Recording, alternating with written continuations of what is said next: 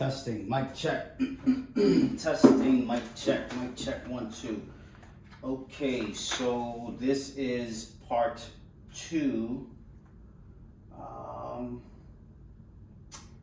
Rust must go.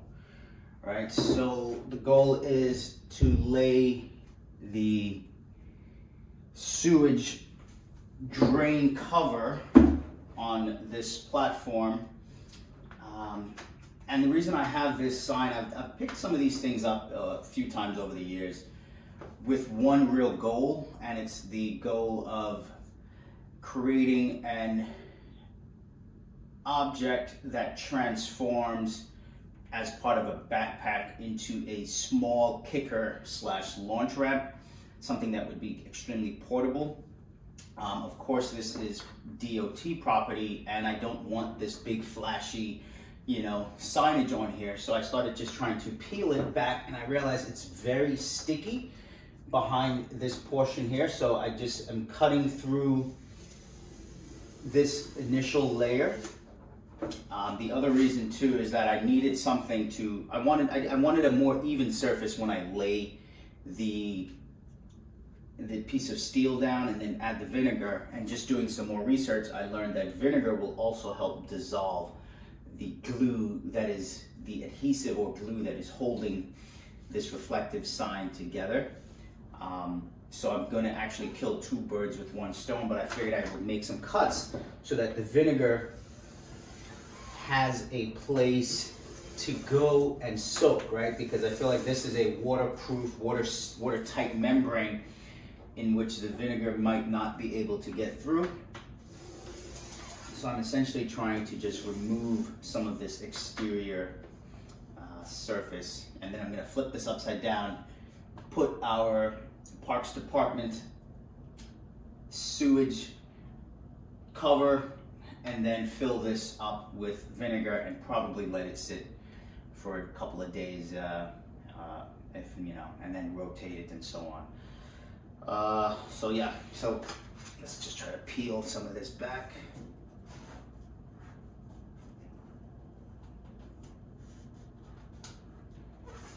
It's easy at the edges and not so easy everywhere else.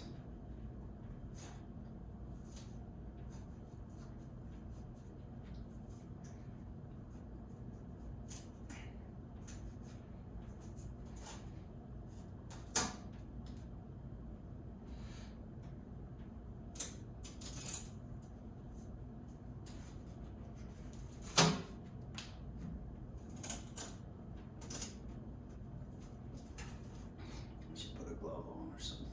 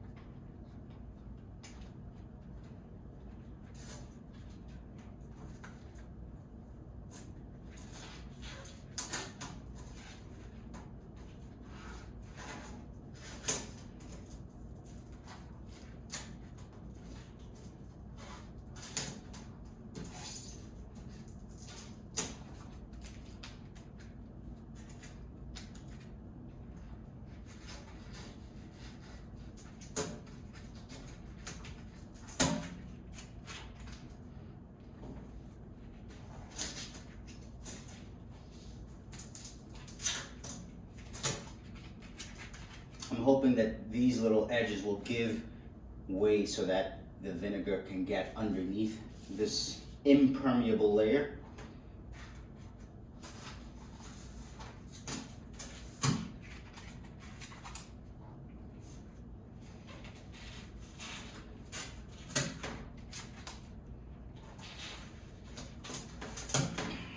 And the idea for this ramp, right? Obviously, you've seen tons of skateboard videos, skate videos where they take some sort of street sign, stop sign, this sort of thin piece of sheet metal, very durable sheet metal, I should add, and they use it to skate over cracks and things that are unstable.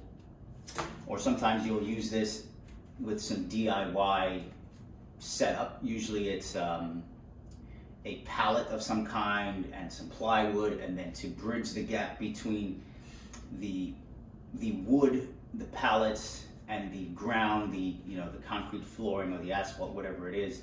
Usually you have a very thin piece of sheet metal, and when you look at wooden skate park construction, you will see, if you take, for example, Foster Park, formerly known as Malali Bike Park, you will see that I think in so many cases they do not have the sheet metal base at the ramps because they're bikes and they don't need that little transition. But with inline skates, scooters, and I believe skateboards, the slightest thing will trip us up and we will often fall and get injured. So in a way, I believe Foster BMX or Foster Bike Park has done that intentionally so that they can sort of so that they don't have to worry about inline skaters, skateboarders, and everyone else coming to their park. And I think rightfully so.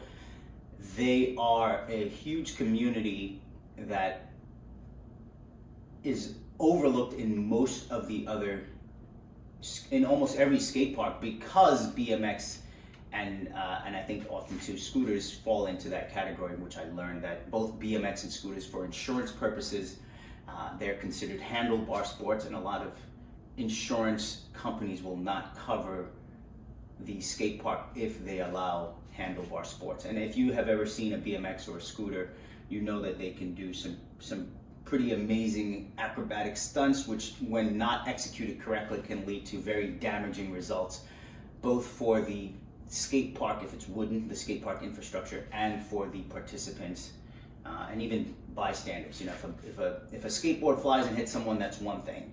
Yes, that can suck and it can hurt, it can be life-threatening.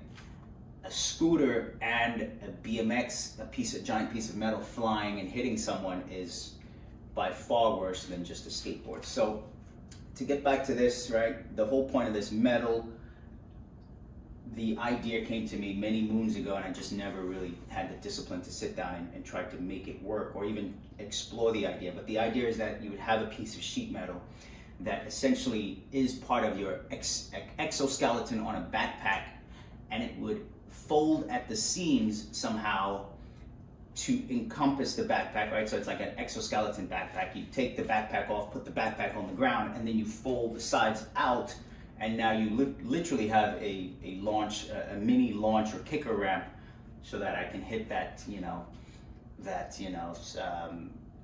4-foot high rail or ledge that normally I could never get onto without a ramp.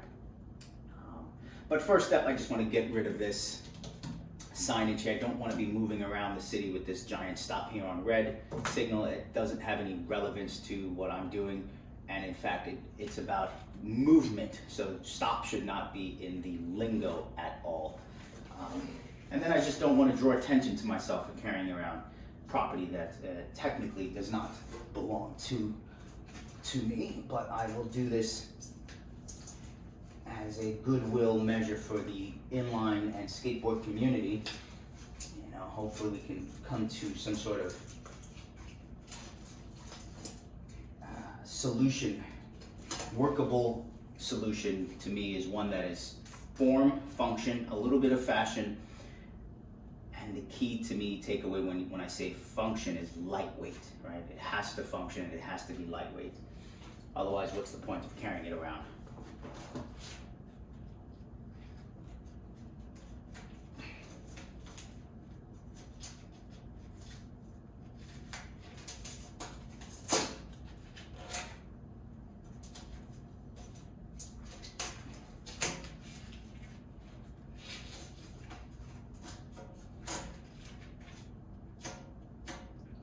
Hear that? Very, very sticky.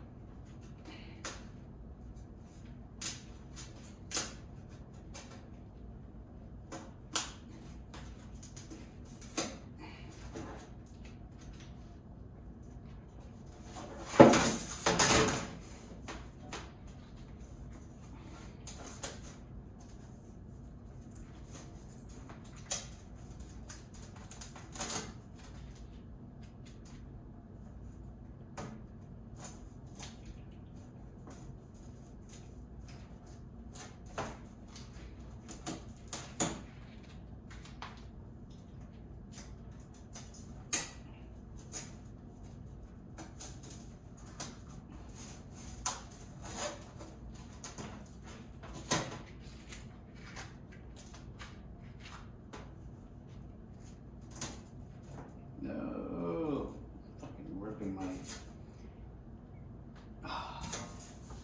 FYI, this is the Nike basketball jersey that is reversible that I have probably had since I was, I don't know, maybe 14, maybe 15. To me, one of the best designed products. Don't know what material it is here. It is made in Honduras. If you know, you know. Anyone by the name of K, shout out my Hondurans, but I don't see the material. But I had an incident, I think last year at Foot Locker, where I saw a Nike reversible basketball jersey, and I thought, holy let's see if this is within the realm of what I'm used to. And I keep products for a very long time if number one, the product is well designed and made to last.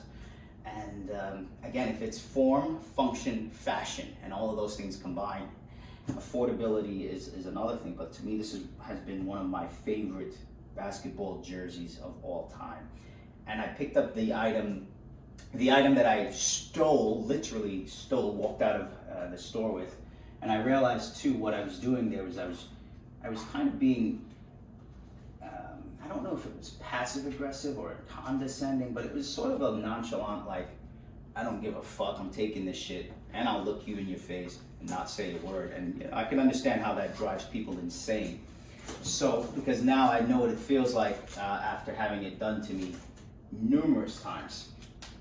That's another video that's coming soon. We're going to talk about mental health and aggressive inline roller skating, the importance of being earnest, and passive aggressiveness, and how the two, like how these things all work together in life, in going after your goals and getting things accomplished, and how they can hinder your progress if you're not careful. But to get back to what I was saying, yeah, that's for another video. But yeah, the whole point here is to design something that I actually would enjoy. I might have missed a beat there on that conversation, but let's peel some more on this edge here. I think I was thinking of a spot that I wanted to skate.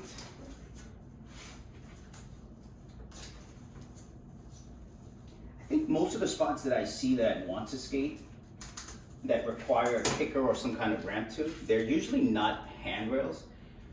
Typically they are of some sort of masonry, concrete, or stone, and usually I want to say that they are higher sometimes because they are, let's say, windowsills, maybe they are parts of a roadway construction, you know, bridges and tunnels, where it's like, oh my God, that's the perfect obstacle. No one would think about it, no one, and on top of that, I find some of these spots, it's not just that no one would think about it to skate it, but it's that no one would really care when they see you skating it, or sometimes no one would even see you skating it because it's so out of sight, out of mind, you know. And in all honesty, it might help to have a sign with, it might help to have, let's say, a fake sign, so to speak. You know, maybe it says something like, instead of stop here on red signal, and instead of DOT, maybe it says, you know,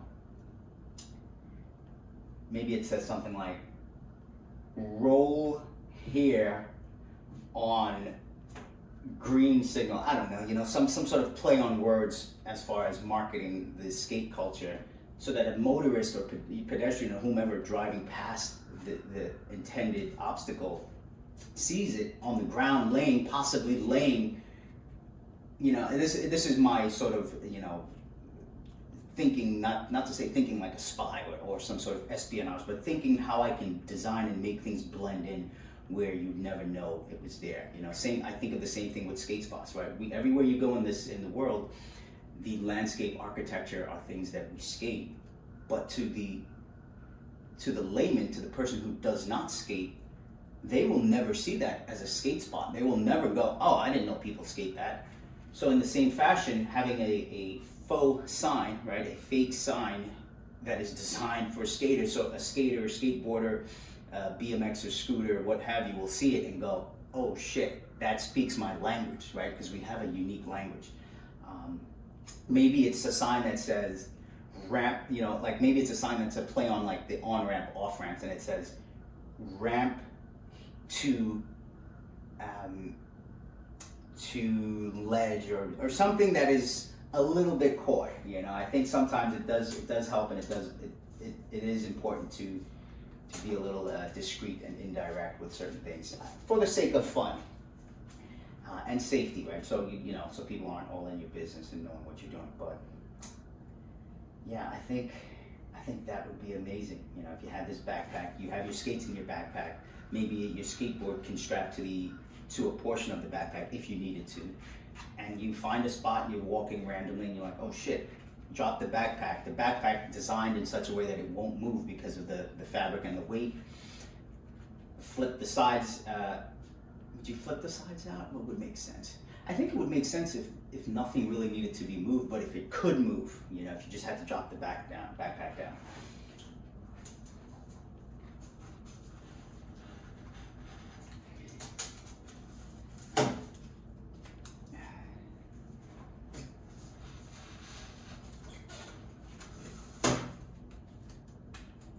And I'm a bit concerned with the reflectiveness of this with regards to skating and filming. You know, I'm concerned that you might be approaching this obstacle at night with this extremely bright reflective coating, and maybe it hits your eye a certain way and you fuck up just before you jump to do the trick. So that's one reason, you know, why I think you could also just flip it over and use this side, but I really just want to get rid of this. Or for me, it's a test to see if I could, because the next step would essentially be cutting it in certain key areas, or I should say not cutting, scoring. Scoring is when you cut not all the way through something, but when you cut just a fraction of the way through it so that it can bend and so that it can be malleable, right?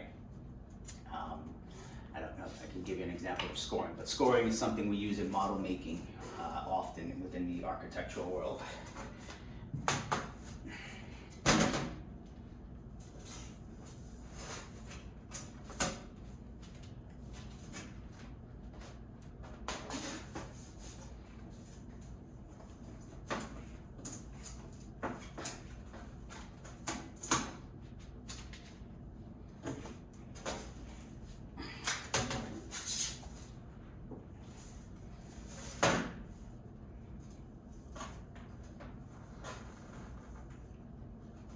Was I talking about the basketball jersey? Oh, that's what I was talking about, the basketball jersey, right? So design, form, function, right? So here I am stealing this item because I couldn't afford to pay for it and I really wanted it badly.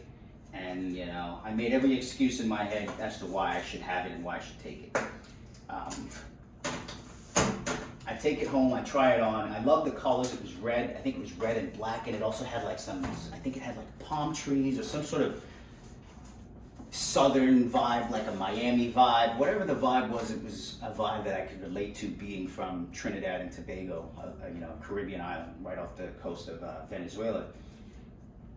And I'm looking at this like, I gotta have this thing. And I get home, first of all of the shit that I had to deal with just walking out of this, like after I walked out of the store, I was not expecting any of that, right? So I get home, I put it on, and I think I compared it to this one, and I quickly realized the quality, the craftsmanship, the materials were not nearly as good as this, and I could tell it would fall apart quickly. And of course, it's fucking, you know, triple the price that this would have cost, not including inflation.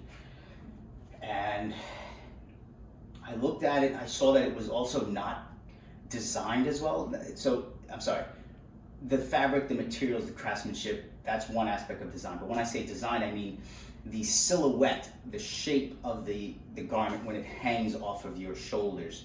It did not have the same look or appeal. It actually had a more rigid, stiff look and appeal. You know, I often compare a lot of things to the And One brand, and specifically the And One graphics of the basketball players, right? The players themselves had a certain physique and silhouette that spoke volumes about their athletic capabilities or their athleticism, right? You know, everything being in a certain proportion, you can kind of tell, like, even from the face and the jawline, that sort of boxy jaw structure, you're like, this ball player is a soldier. And I put that red and black, I think, Nike, reversible Nike jersey on, and quickly realized that it did not suit my physique, which is that of an And One caricature, right? So I returned it, but yeah, I probably could have customized it, honestly, but I think really and truly I took it simply to make a point and a statement, you know. It definitely might have been a lot of ego involved, but it was something deep in my core that I felt I had to do, because I wanted to see how it compared to this, and I didn't want to go home and bring mine back. I'm like, you know what, there's no hard tag on this. Everything else in there had a tag on it. Somehow they neglected to put a tag on this item. The item retail, I forget, maybe $80, was marked down to like $20 or something, really inexpensive. But they still had hard tags on it, so anti-theft protection. But what good is an anti-theft protection if I take it and walk out and it beeps and no one's there to stop me when it beeps, right? So I was really highlighting the sort of ignorance and the ridiculousness of a lot of these, you know, corporate entities in this capitalist system, where these systems rely on the poorest of the people to defend it, right? When you go into most of these buildings, the security guards are making minimum wage, and they're defending your $1 million empire, you know? And the fact that some of us are willing to die or risk our lives unknowingly for a $20 garment, to me, that speaks volumes about the nature of the society that we're in. The fact that someone is going to defend Foot Locker, who's barely paying them a livable wage, and say, you know what, I'm gonna risk my life for that thing. To me, that's asinine. I worked at Home Depot for 3 years, 40 West 23rd Street. I didn't just work at the Home Depot on 23rd Street.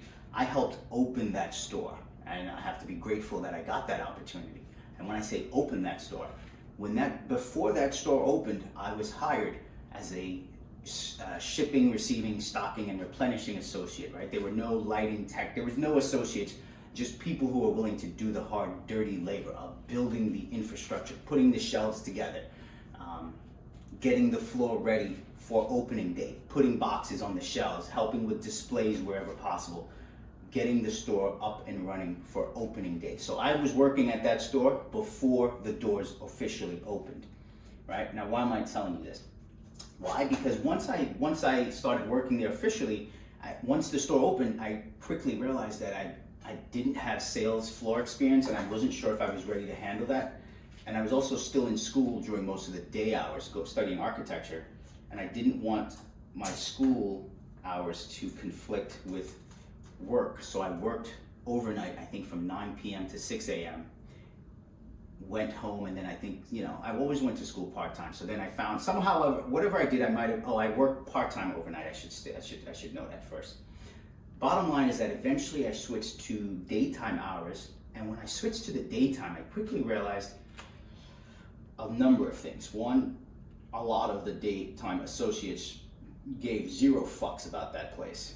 And you quickly realize it's a trickle down process where if the seniors above and the managers above don't care about their staff and their well-being, their health, let alone their paycheck, the staff isn't going to give a fuck about someone walking out with $500-600 tools, which happened regularly at that location. And I think because it was in Chelsea and it's supposed to be this quote unquote highfalutin, largely LGBTQ neighborhood, we were often discouraged from touching, talking, or trying to stop anyone from taking anything. That was loss prevention's job. Our job was simply to be sales associates, speak to them, and we were taught that the way you deter theft is by going to people and talking to them and asking if they need help. Someone trying to steal something, the last thing they want is a confrontation. Hey, do you need help? Oh, what are you doing with that TV? Oh, I'm just walking out the front door with it. Oh, okay. And that's literally what happened at that store for those first 3 years. I watched people walk out, because during holidays like Black Friday, yeah, you're thinking Home Depot TVs. Yeah, Home Depot had TVs. Giant big screen televisions that people walked in the store with. That people walked in the store empty-handed and walked directly out the front door with, giant televisions.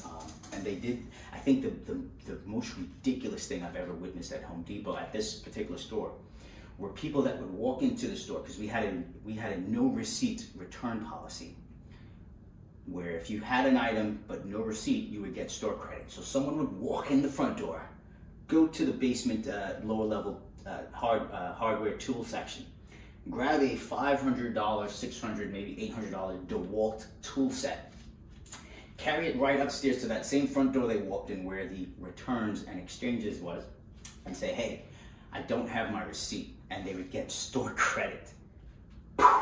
Mind blown, right? But yeah, I think I say that because I think I touched on that because of the jersey. I wanted to return it to make a statement that like all of these things are pointless. If there isn't a system in place to stop it, like why put a tag on it if there's no security to stop me at the door when it beeps? Right? I think Home Depot has since gotten rid of that no receipt return policy where they give you store credit. I'm not sure, but I mean, you just think of the loophole that created, right? But anyways, I want to get some off of the middle, if possible, if I could. I feel like it's really difficult to cut into the middle for some reason, because I don't have like the leverage of the edge, of the razor's edge. And I feel like, oh, there we go. Okay.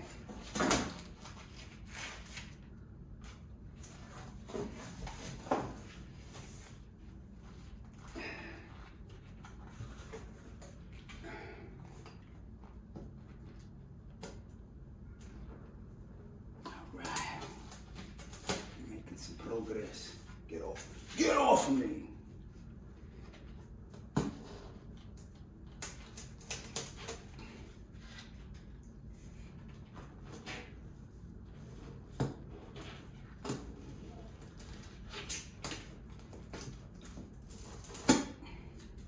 Oh, that's good. I'm getting, actually, if I press hard enough, I can get straight to the steel and completely separate the glue. It's practice, trial and error, man. It's not like I do this for a living. It's just having a skill set that I'm very grateful for that architecture school has taught me. And that skill set has taught me how to basically do anything myself. Just a little patience, practice, and research. Oh, and safety first, right? I'm sure I would have cut my fingers by now if I didn't have these gloves on. I would have nicked them,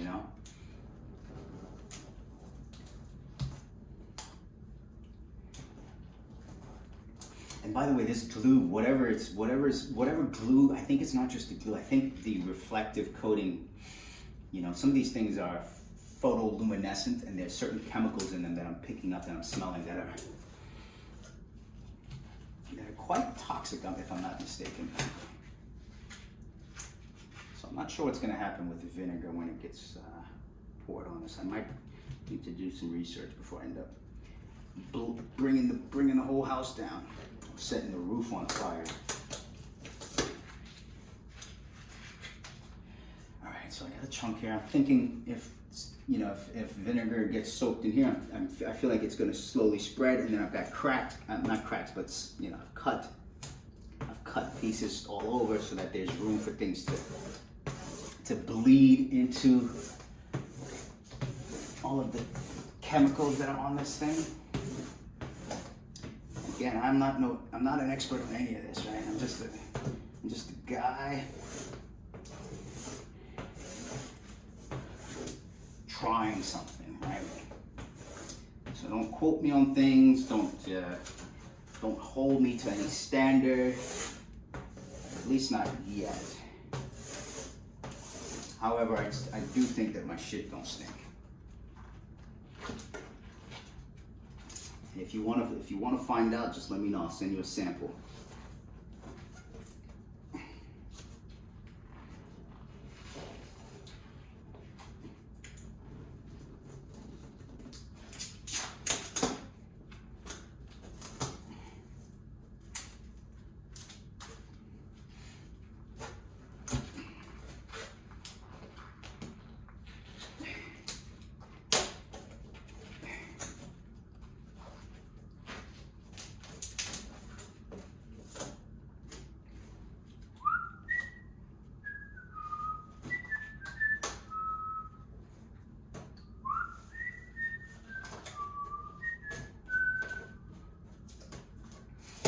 While we're on the subject matter, I've been absorbing a lot of like creative, political, comedic energy through just from like doom scrolling on TikTok. And you know, one of the things that they pointed out, and that I saw that stuck with me right now, that's running through my head, is a post that goes, name something or something that you think about often, or a thing that if you've worked in an industry, something that you know firsthand or have firsthand experience about some sort of, I don't want to use the word corruption necessarily. I don't believe as humans we are either good or bad. I think the people, places, and things that we interact with or that we are surrounded by ultimately shape us if we're not careful. For me, that the last I guess 20 years of my life has been shaped by the aggressive inline skating culture. Not necessarily the community, the culture being one that is essentially street culture, because I am a street skater by nature. And the thing that comes to mind is the world of architecture and engineering, also known as the AEC industry, right? Architecture, engineering, and construction, right? And I've worked primarily in CRE, which is commercial real estate, and we provided software and services for all of the bigwigs out there.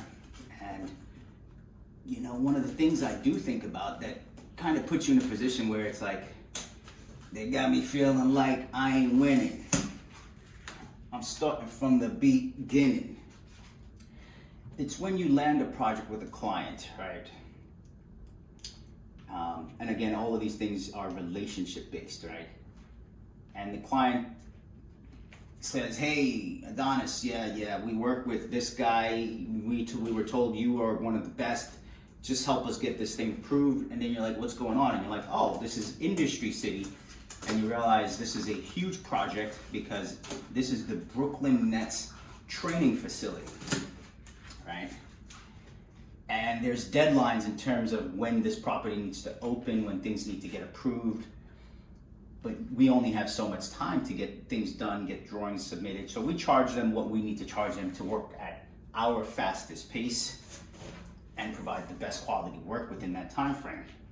However, we're not designers. We are simply technicians who know how to properly liaison between the fire department, the DOB, and all of the inconsistent red tape and protocol that you have to follow.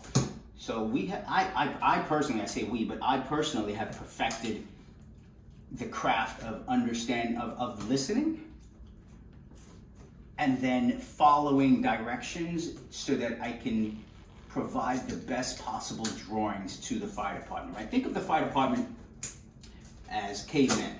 They're cavemen, their job, they know how to go in, they basically know how to, they are experts at deconstructing properties.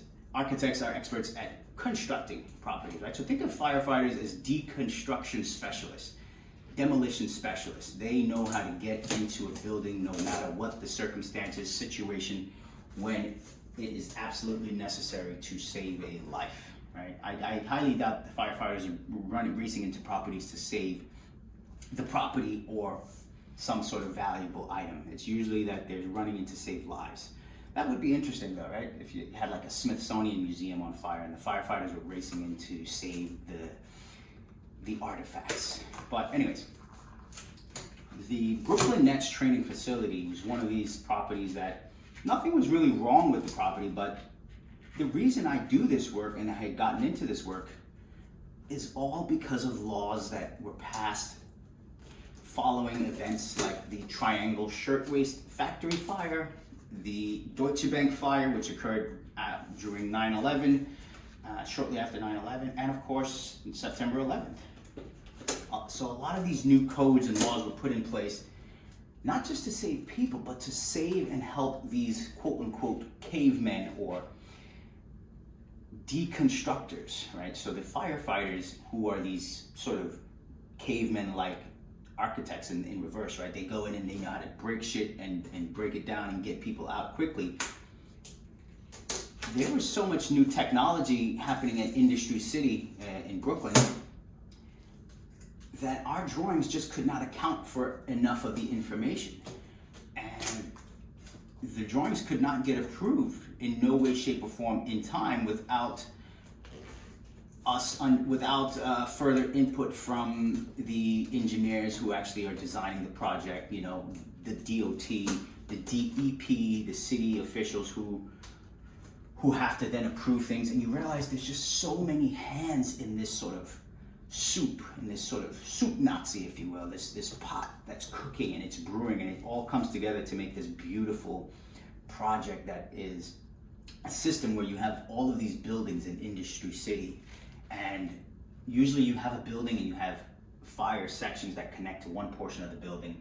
But in this particular section of Industry City, where the Brooklyn Nets training facility is headquartered on the roof, the fire system, the fire suppression system, the standpipes and sprinklers, somehow the water system, I think, was connected across multiple buildings, which means you could effectively fight the fire on this building by feeding water to this building. And I think there was a system in the middle where you can feed water. Whatever it was a little complicated. And obviously there were redundancies, but we did not have enough information on the system because it was new. It's like me designing this thing right now, right? I make this new contraption, right? And I think of this in the same way I think of the EUCs, right? The electric unicycles and all of these new electronic mobility devices that are now catching fire everywhere in people's homes. And as these new technologies come out, it's like, how do we keep up with them to get things approved? So I think about this often because working on that property and multiple other projects, I think most of them were in Brooklyn, coming to think of it. The projects that bugged me the most were the ones where we put in all the effort we could and we knew we couldn't get it done and approved because something on the client's end or the city's end or the building's end was not up to code. And we could not, we could lie and say everything's fine and it's good and just stamp it and say it's approved. But no architect, right? An architect essentially is at the bottom of the totem pole in this world when you think about it. The architect and the engineer. Yes, they make a decent amount of money out of it, but if an architect falsifies a document, signs it, stamps it, and lies about it, and someone finds out, he can more or less kiss his career goodbye. So we don't ever play those games, right? However, the politicians are an absolute clear greenway to break those laws and rules. And sometimes they have to as a necessity to get things flowing.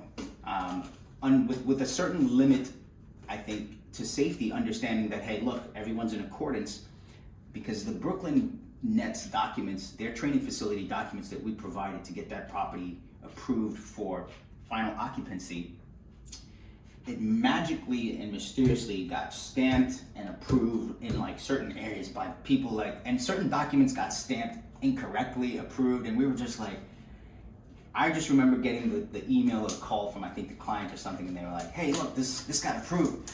You guys did a great job. And I'm looking at it going, how the fuck did it get approved? It's like, there's no way it got approved. And they're like, hey, look, whatever you did, don't worry about it, it's approved. And I just went, well, whatever. Because down in the long run, what's happening is that a lot of money is involved. You have a giant franchise like the Brooklyn Nets. They need to start practice. But the rules and the laws and the technology of this new system, this new, fire suppression system says that no one can be in this property until XYZ is functional, yada, yada, yada. But in reality, the property is it's safe. It's safe enough to function. It's just, there's so much red tape, and that's when I think about politics and I go, man, if I really want to make a lot of money, I need to get into politics. And it's not about making the money, it's about bringing about change that helps people as opposed to hurting people. And I do think that oftentimes our laws and our regulations, though they are designed to help us, they often hinder us from proceeding at what I would call Godspeed. I get an idea, I want to implement it and execute it and move on to the next idea, because one idea trickles into the next and snowballs into what I call evolutionary game theory, right? I believe I could design a teleportation device, and from that I believe I've spent hours sometimes just pondering about things, and it has come to me where it's like, oh shit, I've had epiphanies where I'm like, oh shit, if you just sat and take this idea and this concept and this element and this theory of relativity and this whatever, this is how you can do it. And then I go, well, that's never gonna fucking happen, because I need money, I need time, I need someone to believe in the idea, I need a team of capable enthusiasts, scientists, electricians, plumbers, you name it. But yeah, that's just some food for thought while I scratch at this, but I figured you guys could enjoy some of that banter, and for me personally, it's also a scientific record keeping that I talk through these problems and issues that go through my head, so that I can reflect on them later after I've been in that flow state. I need to make some more progress here. And let's not lose track of what we're doing here. This is, though we are peeling this off, we're really just trying to get the rust off of that sewer cover. And then this will eventually be used as some sort of kicker ramp if I can figure out a way to cut it inside the apartment without hurting myself or causing a fire. All right, we got a hole here, hole here. Let's do hole. Okay, so we'll get a good hole here.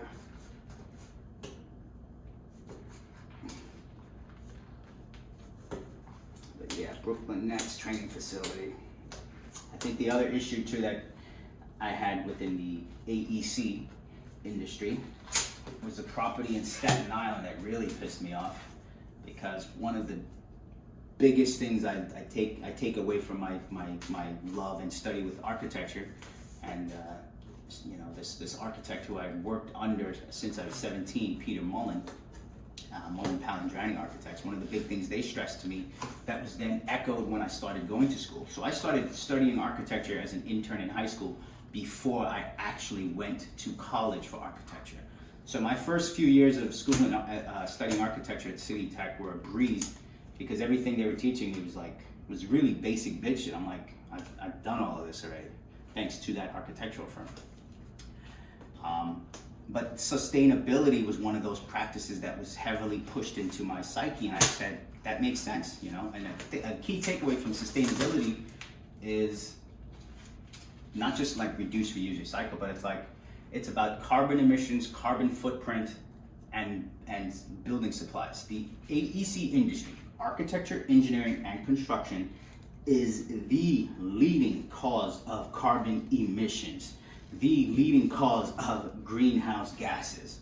So if we are ever worried about global warming, climate change, ozone layers depleting, all of these things, we have to look at architecture, engineering, and consulting. So now I'm going to tell you, since we're talking sustainability, the issue I had in Staten Island was with a property that apparently was LEED, I think it was LEED Platinum, right? Now LEED, L-E-E-D, that's L-E-E-D. The LEED is a sustainable practice entity that gives awards to properties that meet certain criteria for reducing their carbon footprint, for yada, yada, yada, right? Now, one of the key things with sustainability and this whole carbon LEED process is the materials used, right? So if I'm building a building right now in the Bronx, okay, let's just stick with Staten Island, right? So I'm building a building in Staten Island, developing a huge property. But I'm getting my supplies shipped from Italy, and they are some high-end custom products.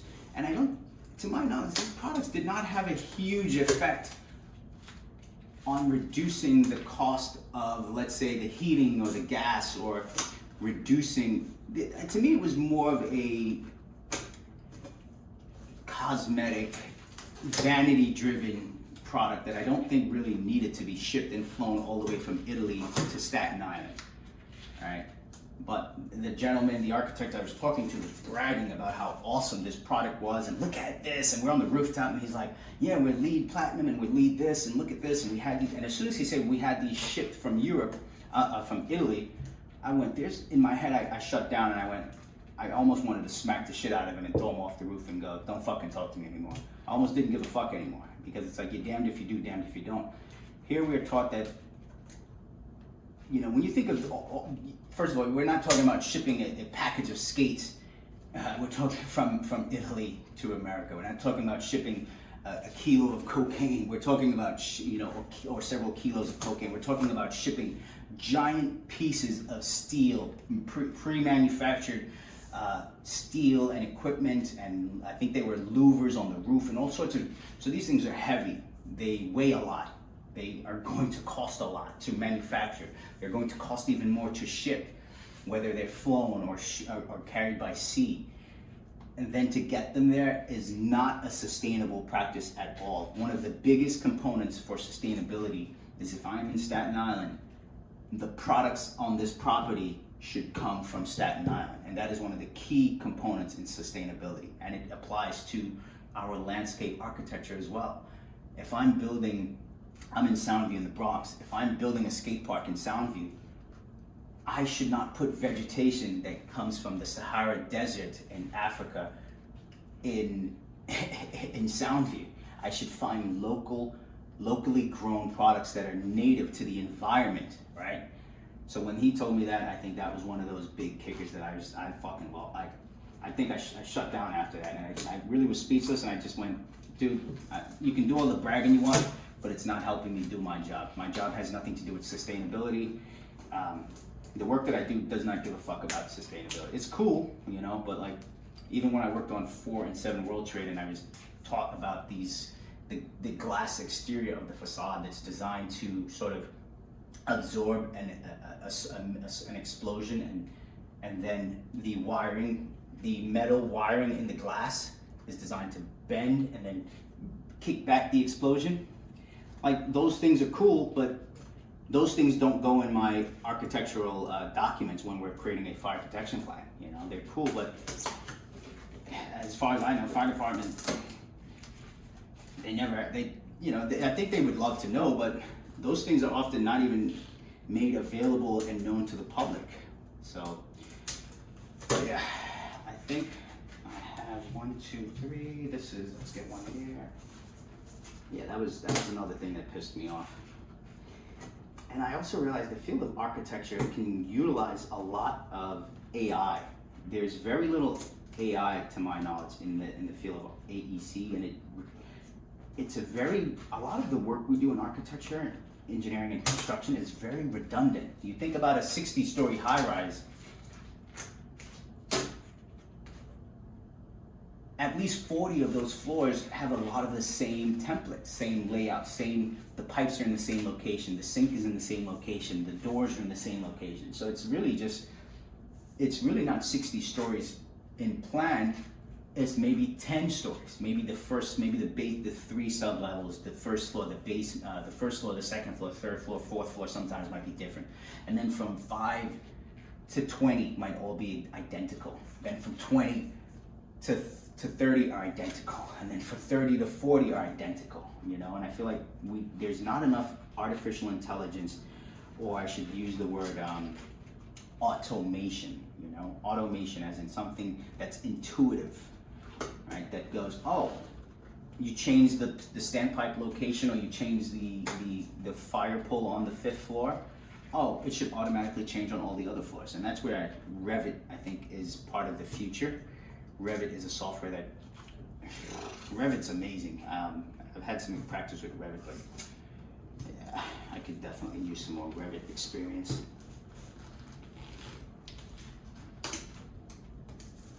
And I think of these things too as to how they can help influence other industries like the footwear industry and the skate industry, right? In terms of standardizing things that should be standardized and don't need to be constantly reinvented for the sake of a dollar.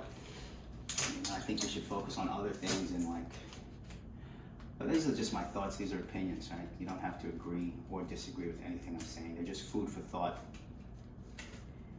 about this world we live in. It's all about how much money can I get now before I get out and die? Because we're all dying, right? We're all going to die. So at least let's have fun while we're here doing it. Yeah, 'cause this is kind of scary that this is coming out. And I have to pee, so I will do some Kegel exercises. And that is another video that is in the works. I will do a video that demonstrates everything that occurred during my 2018 urethral injury. And then I will even show you the process of catheterization.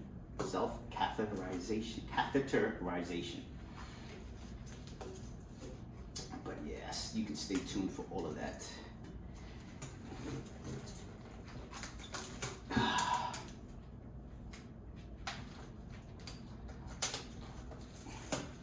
Note to self, I gotta figure out how to make sure the videos, because fuck no, I can't hold this shit any longer. All right, so since I can't hold this any longer, I'm gonna call this good enough for now. Flip this over. Oh, I gotta breathe.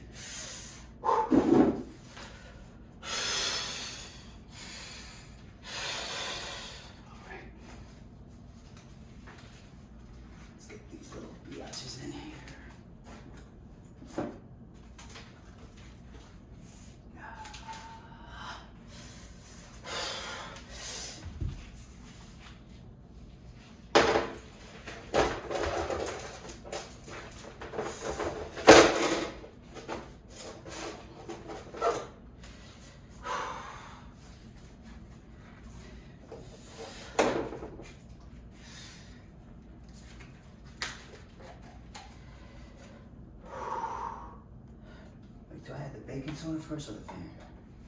I'm not even sure. Let's just start.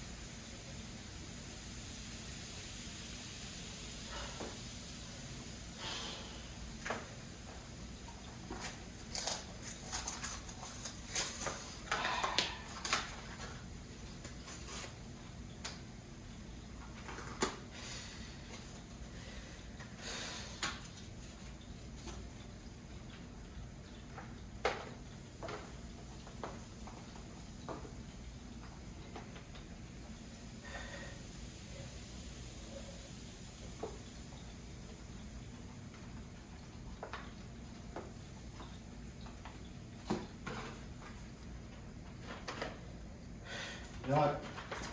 I am going to leave that as is, and we will call it a day.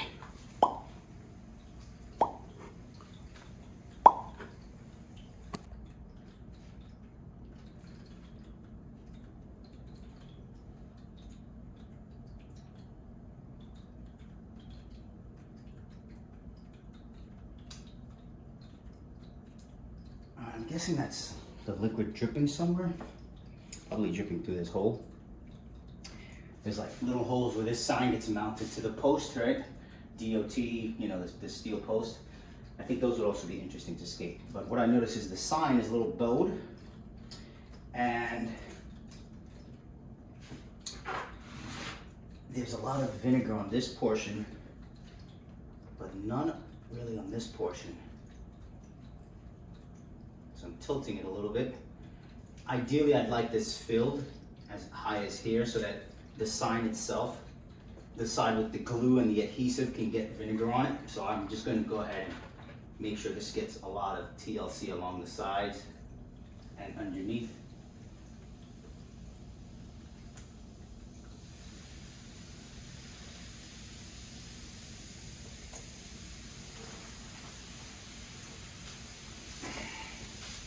Splashing everywhere.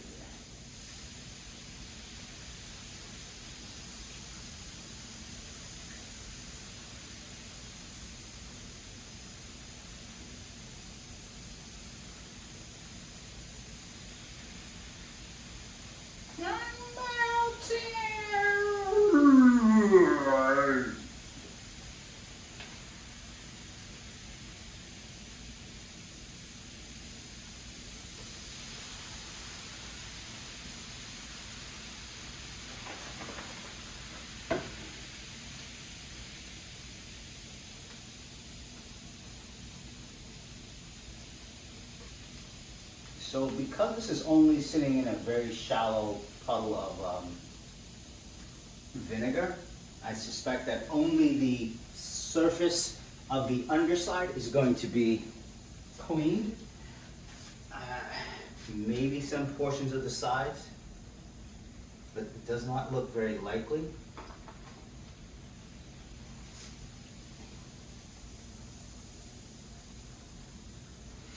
So this, yeah.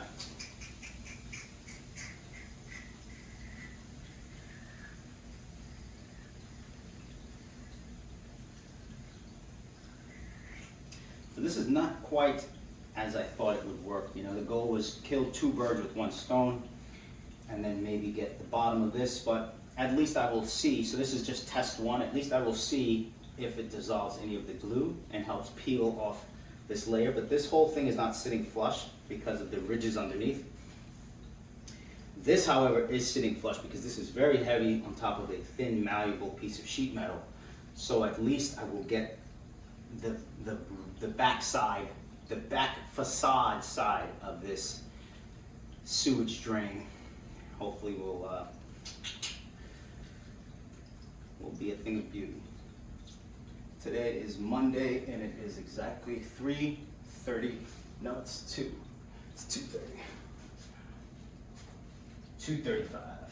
Going on 3 o'clock.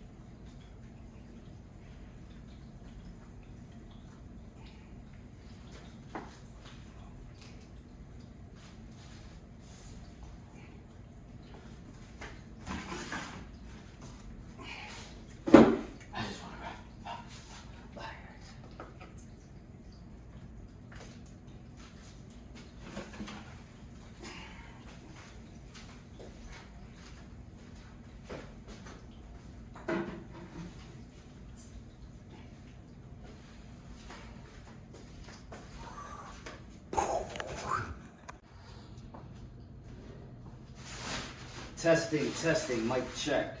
1, 2. Okay, so continuing the process. Today is day 2.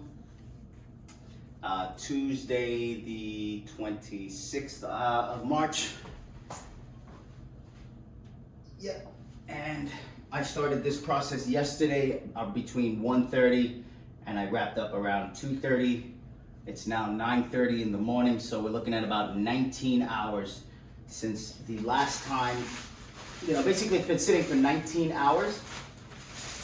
So pick up a little bit more of this and more of this. I'll probably end up getting more eventually because ideally I would like all of it to be soaking in the vinegar, and I have not yet accomplished that. Only the backside is soaking in the vinegar. So I just will lift this and just try to get a peek as to what progress may have been made. Jeez, this thing's so fucking heavy.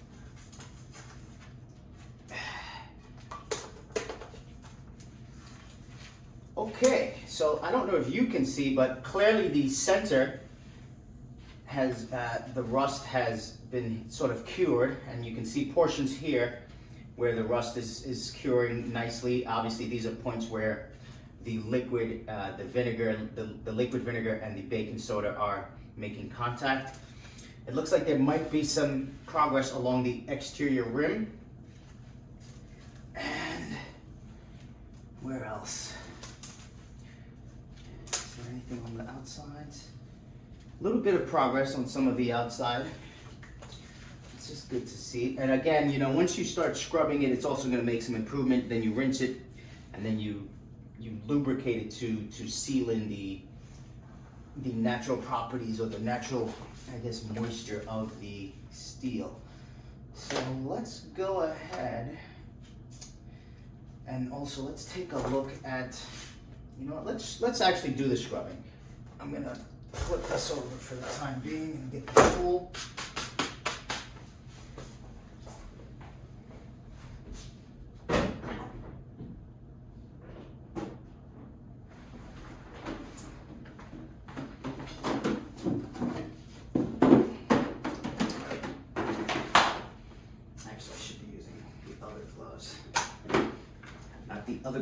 The other gloves.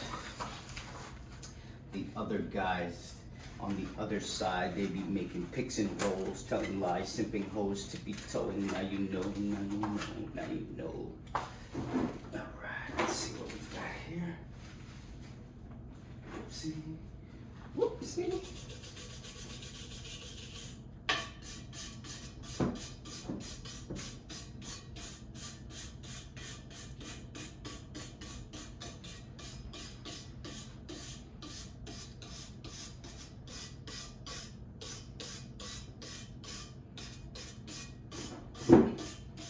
It's funny, when I scratch the portions that look clean, nothing comes off. So that's a good sign. That tells me that there is no oxidation.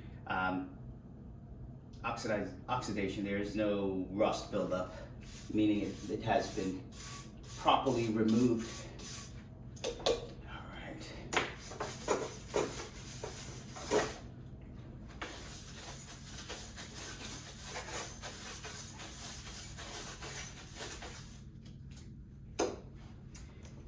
Now I am curious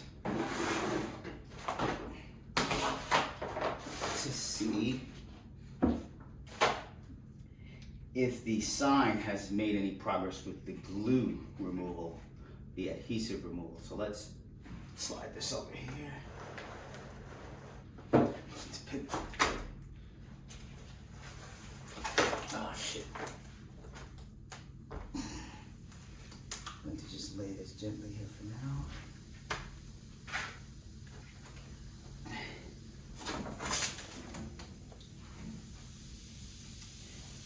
Okay, so I feel like the only points that were actually making contact on this sign were the dead center and maybe points on the outside.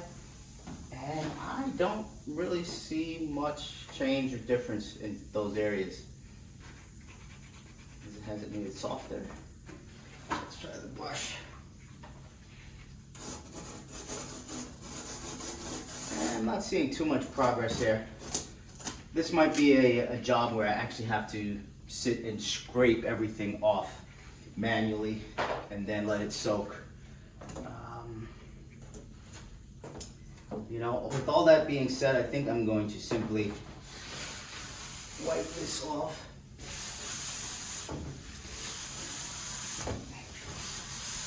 And put the sign in the tub. For safekeeping, rinse it off. That way I can get the maximum amount of vinegar and baking soda to contact the sewer cover.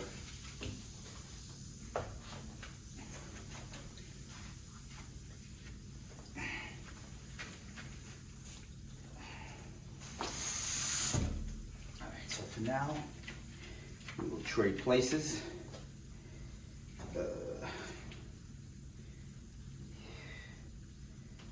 Let's get to you right here, and you, how about you at the thick of it.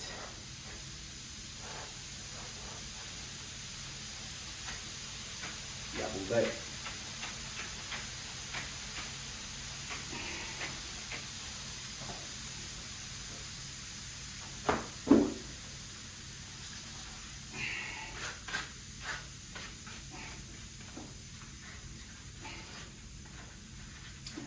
Move this first into the tub.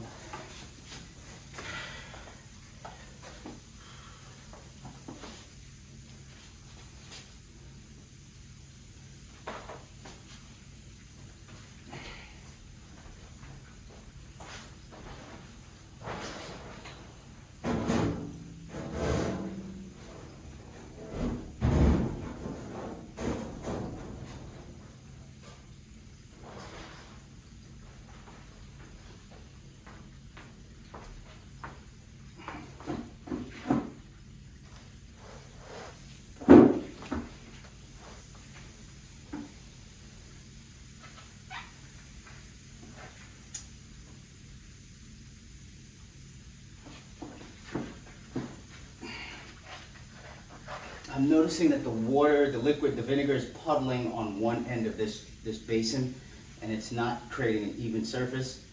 These raised ridges here are making this cover, the steel, sit even further away from the base of the liquid. So I'm trying to figure out how I can get this to work. And it might be that I have to put that sign back so that it's, I don't know. Or I just have to fill it up with that much more vinegar.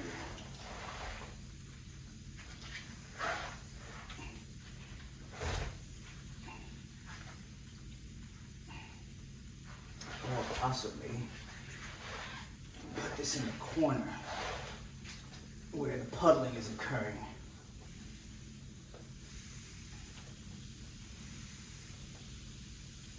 So right now it's in the corner where that section is, this entire corner section is touching.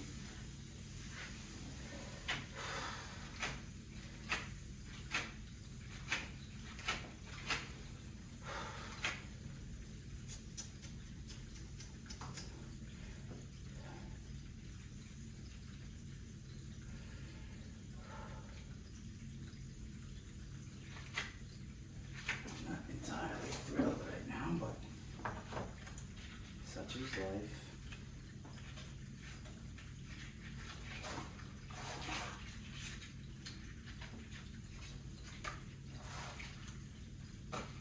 This thing has a pop top, huh?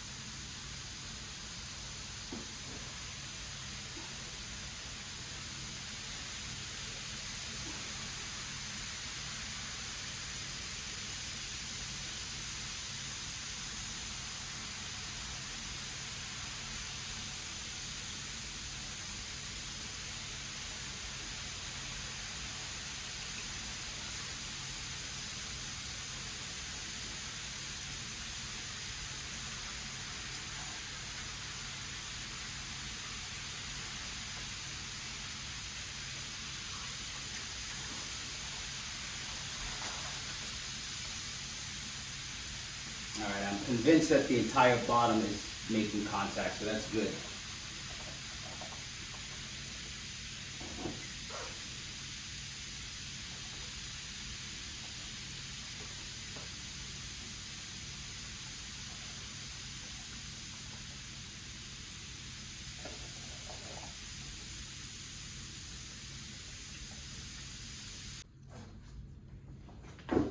Okay, camera had cut off previously, so we're just starting all over, and I had to use the restroom, but the bottom is definitely making full contact. At some point throughout the day, I may get some more, not may, I really should get some more baking soda and some more vinegar. I may also get some lime, because the bathtub solution that I used in the previous video, I honestly just started chucking anything I could just to increase the volume of liquid and solution contents, and just to make it as potent as possible. Because what I've gathered from these chemicals, you know, the sodium, the baking soda, I'm sorry, the cream of tartar, and all of these other products, what I've gathered is that they all work relatively the same, and there's no like contradictions to mixing these chemicals. You know, like you don't mix chlorine.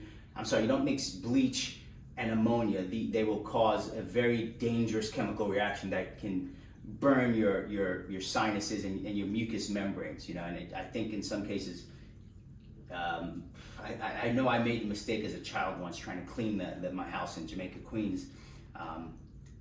And quickly found that I almost died. When I poured hot water in the mixture and then poured the bleach on top of the ammonia, and it just all started spazzing and fuzzing and fumes went everywhere, and I had to run. Like, I literally inhaled a bit and started coughing. So this is not like that. This is not like bleach and ammonia. This is very safe and generally very, what's the word I'm guessing? Environmentally friendly. But let's give you guys a closer look here. All right. So it is making contact.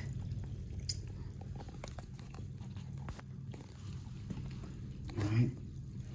And I think what I will do, I do have some CLR left. I might just pour that in there for the time being. And I might as well, since I'm out of baking soda, I might as well utilize all of the cream of tartar that I have lingering. Do you have to let it linger? So why not? I want to get this shit cooking, man. And that's why we got all these fucking things. I mean, I'm not trying to, you know, it's not like...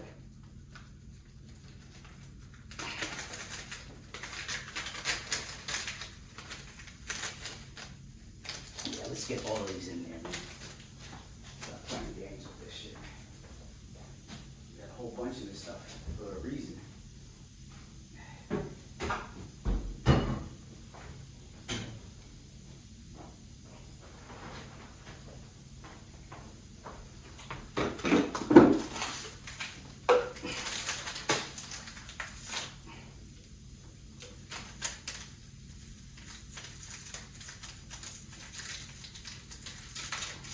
Too safe. This thing don't open.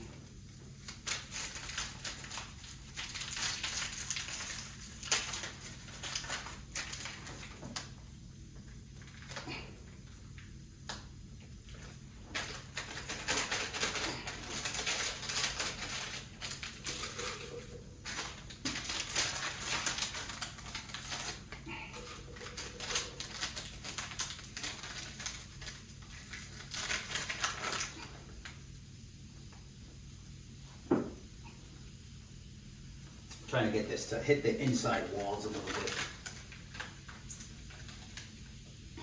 That's what she said.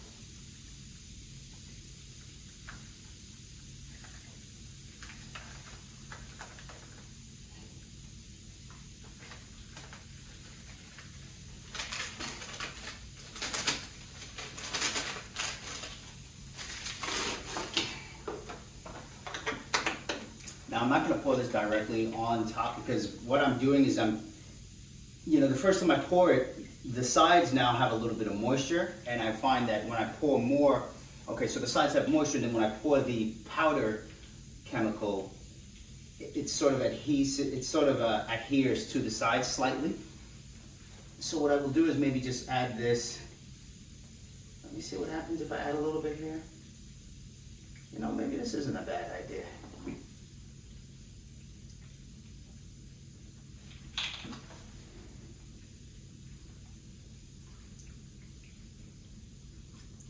I mean, this is strictly designed for rust, you know what I mean? Whereas the other stuff actually is not. This is good. I like this, that it's foaming up on the interior of these. Okay, CRL, I see you, baby.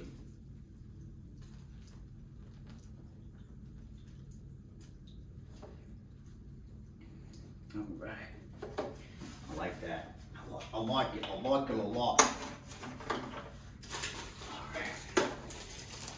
All right, so it's 10:05. We're gonna call it for now. Maybe I get some more CLR, sorry. Maybe I get some more CLR and some baking soda and some vinegar. But for now, I am calling it.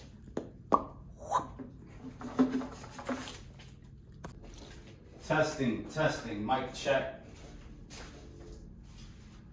Okay, so I believe we're well past 24 hours. Today is Thursday, the 27th. It is approximately 10:25 a.m. This has been sitting now in a little bit of CLR, but a majority of this is white vinegar and baking soda. Something that I should note that I did not account for was that the longer I leave this here, especially since there's a baseboard radiator heater, convection heating system directly next to me, I did not account for the liquid CLR and the liquid vinegar evaporating. So a lot of the water level has gone down, as you can see by the sort of rust stain. And I think first I just want to get some gloves on, take a peek at the underbelly, and then scrub some of it off to see how much progress has been made, and then go ahead and fill it back up as high as I can, and hopefully that might be the last soak that I ever need to do. So first let's get the glove on.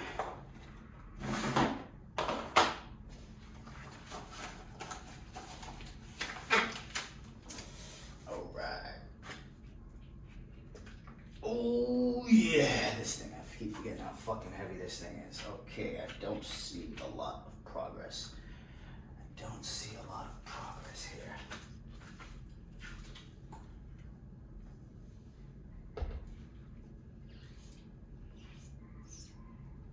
Now this is all baking soda chunked up in the middle. Interesting.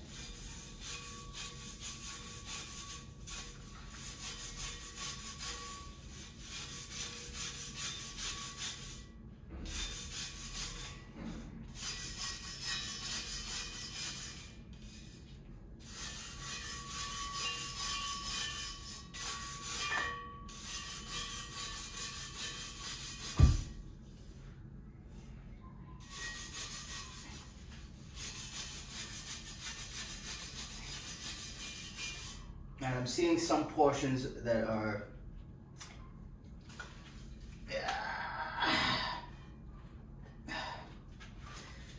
Whew, this fucking thing.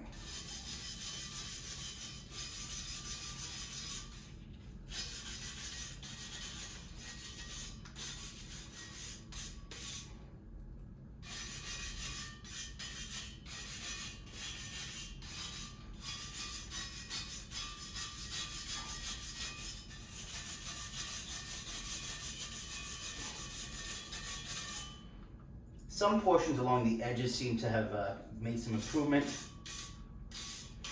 I think this base rim, this rim, because it's technically it's actually, you know what? Once I wipe it off, like, because that's the whole point, is to then wipe it off. Why didn't I bring a fucking sponge?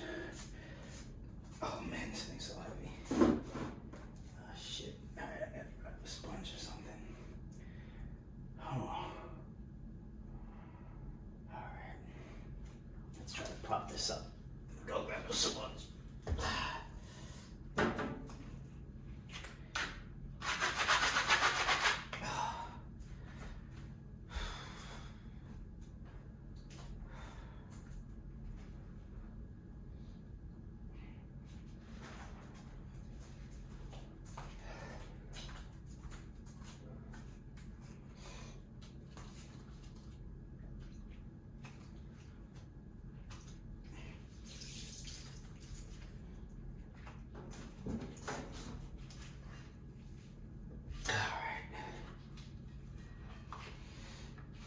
So as you see, once you start wiping it off, you can see it becoming back to that sort of grayish or silver metallic looking color as opposed to this brown rust. But we're getting there.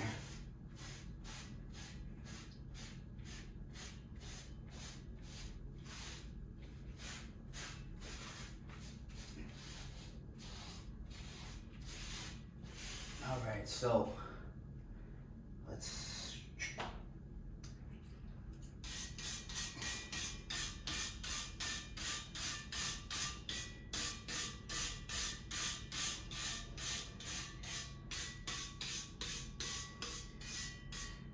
So I'm going to lay this back down, and that's the underside. Actually, no, let's take a look at the top. Let's see how it works. Let's see how well the top looks that was not soaked.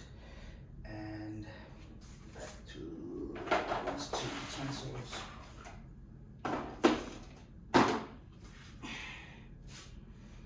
That's not even really touching.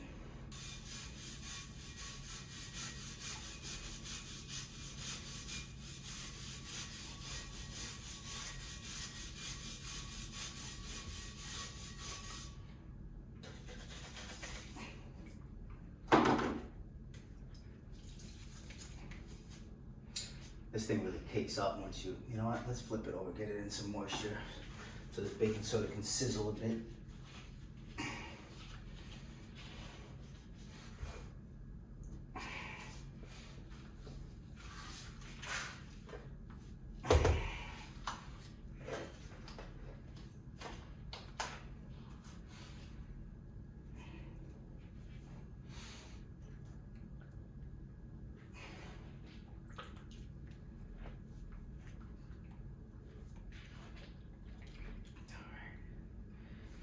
Moisture on it.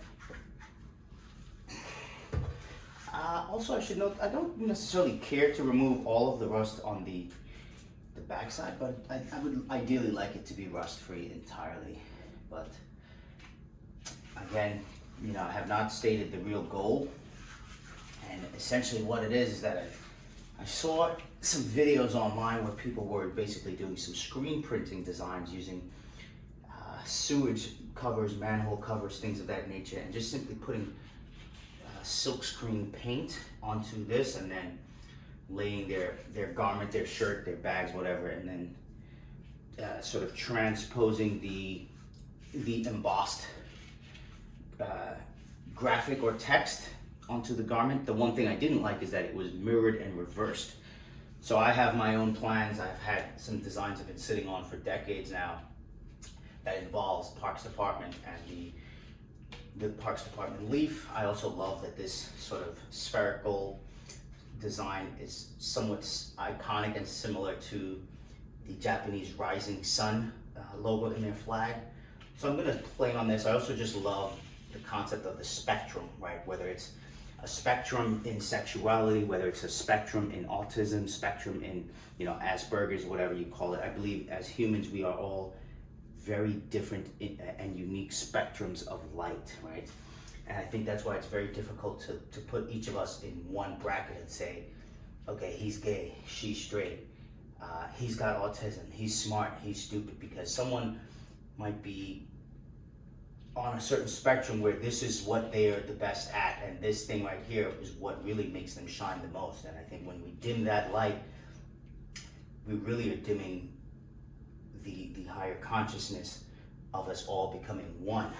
So I think it's important that we acknowledge that and we spread that light evenly so that each of us can shine within our own realm or within our own right or within our own spectrum.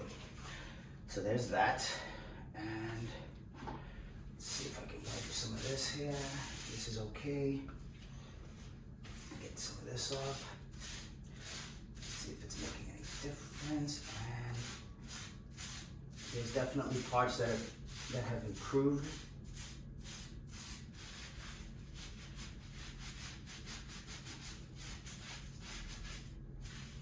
Now,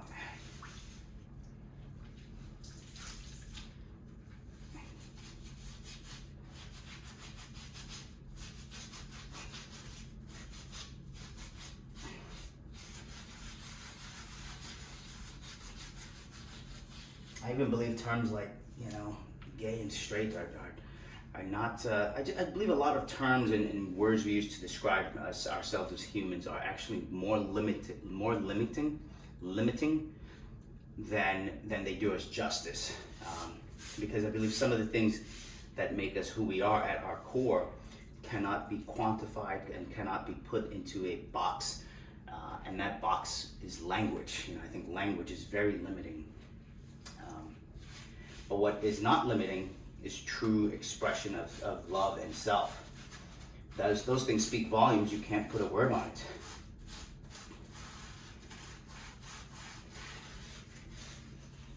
And I do believe there's a very thin line between love and hate. And I think oftentimes people might not realize just how much love there is in the world for them and for from others for them. But what you may not realize is that love comes in many shapes, forms, sizes, comes in many spectrums. It might be disguised as hate, it might be disguised as anger and pain or fear, but it's really love.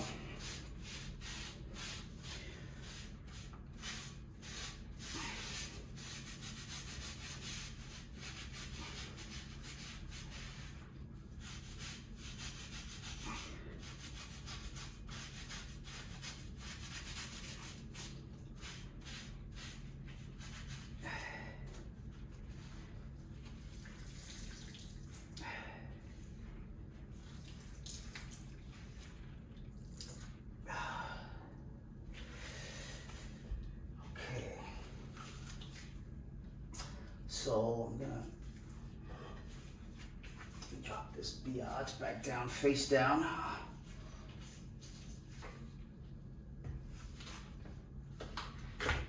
Let's get some of this debris out of the way. There's a lot of, literally clumps of old, let's do that first, because then this is not going to make any contact. Giant chunks. I forgot I also used the cream of tartar on this one, so there's baking soda and cream of tartar mixed in.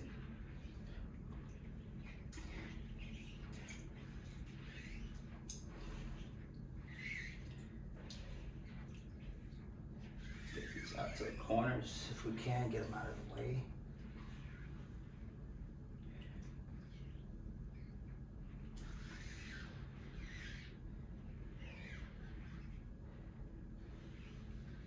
And I think after today, I'm going to let this soak. I think after today, I'm going to, I don't think I'm going to spend as much time trying to remove the rust after I let this soak this last time.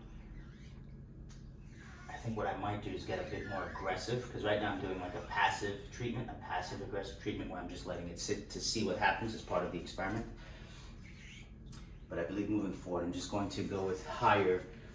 So all of these products, including CLR, are relatively environmentally safe and friendly, meaning I don't necessarily have to wear gloves, and I don't think I would suffer any real serious damage if I didn't wear gloves.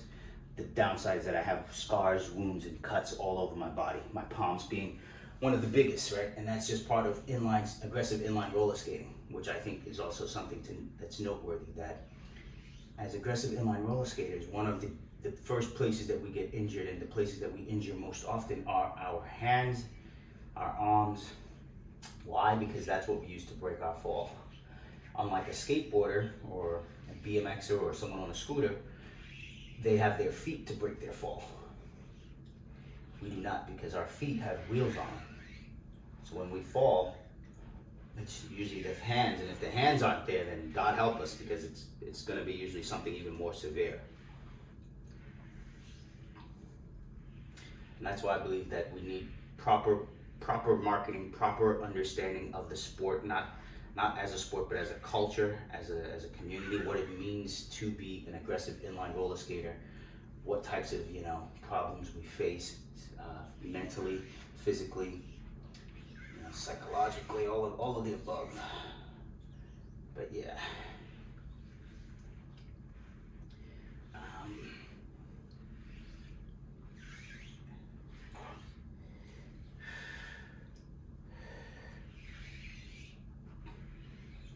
Trying not to splash this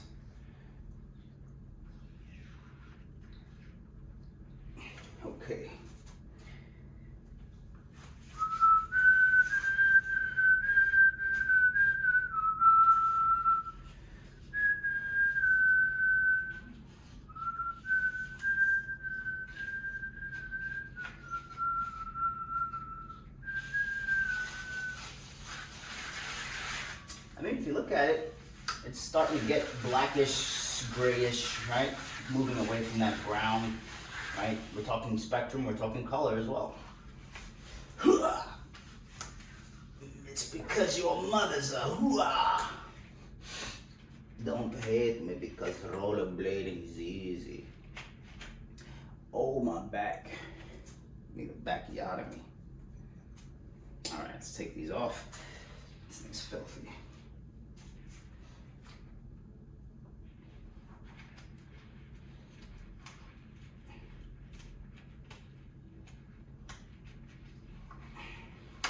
CLR, however, is a little bit more acidic and a little bit more dangerous than just your vinegar and baking soda. So if, you know, after all of the CLR soaks, I'm thinking I'm gonna give it 24 hours, maybe a little more. If after that soaks and I come back and it's not what I want it to be, there are harsher chemicals out there that include hydrochloric acid and some other acids that I really don't want swimming around my living room floor, being evaporated into the air. So I'm gonna be cautious with when I actually start that process. I'm probably gonna keep the windows ajar so that there's fresh air circulating at a higher volume. I'm probably just gonna go hard as a motherfucker. I'm gonna go hard as a motherfucker. Scrub, soak, scrub, and repeat. And probably do that all in one video as opposed to letting it sit for hours, you know?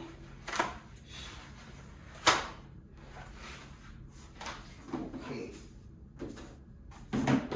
All right, so that's that. Let's get this guy over here.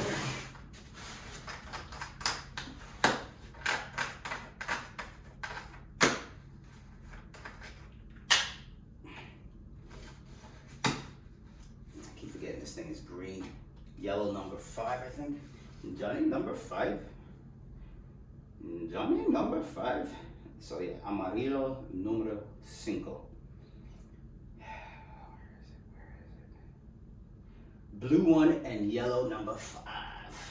Okay, so let's just see what happens with a little bit of this on top. Oh man, that CLR kind of turns me on. Just the fact that it's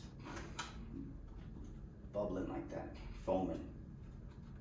Makes me feel like it's working, you know?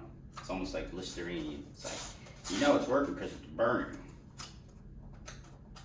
And this reminds me of like like the shower, like the scrubbing bubbles products for your like toilet and tubs when you spray those things. Those things to me work effing amazing, man. Like I kid you not. You spray that on your shower curtain that's a little funky. I use a clear shower curtain for reasons so that I can let light into the shower.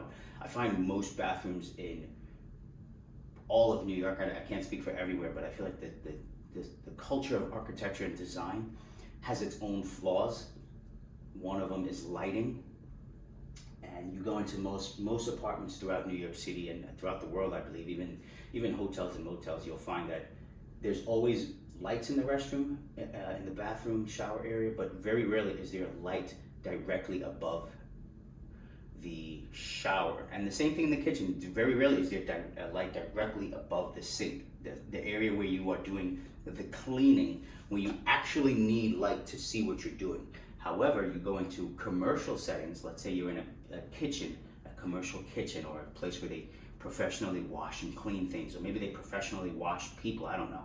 You'll find that the light fixtures are built into and designed to be permanently there. So you go into my shower, my bathroom, you'll notice if you had a dark shower curtain and you pulled it closed, all of the light that is above the bath bar, above the sink, is good because the light's there by the mirror. But once you close that curtain, the light that you need to get into the shower is now gone. So now you're showering in the dark, which to me, one of the biggest flaws. But maybe it's all done by design for whatever reason, so that they can sell you on more products to go out and buy other shit. But I don't know.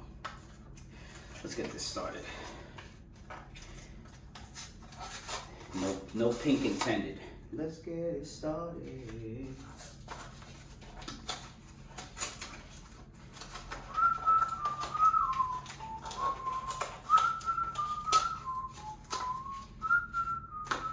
Wasn't there a rumor that pink was transgender at one point?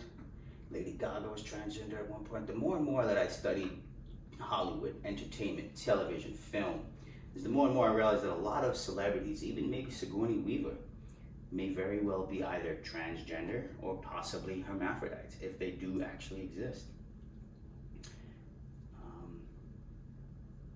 But who really knows? The shadow knows, right?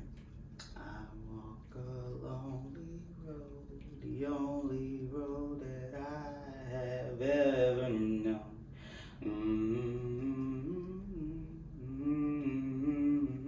I walk alone.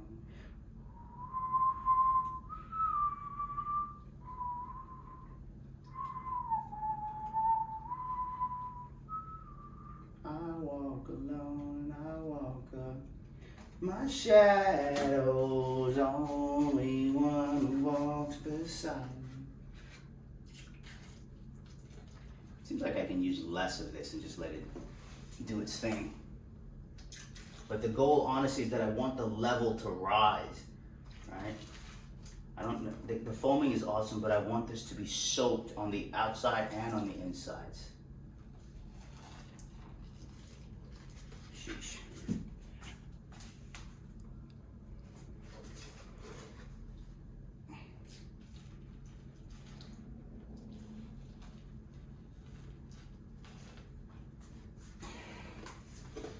And if you're wondering how I'm going to clean this up, I got a giant shop vac, which is great. Shop vacs are amazing. I think everyone should own a shop vac. You know, if you're, oh shit, this is about to overflow. I might need the shop vac ASAP. I just tilt it. There we go.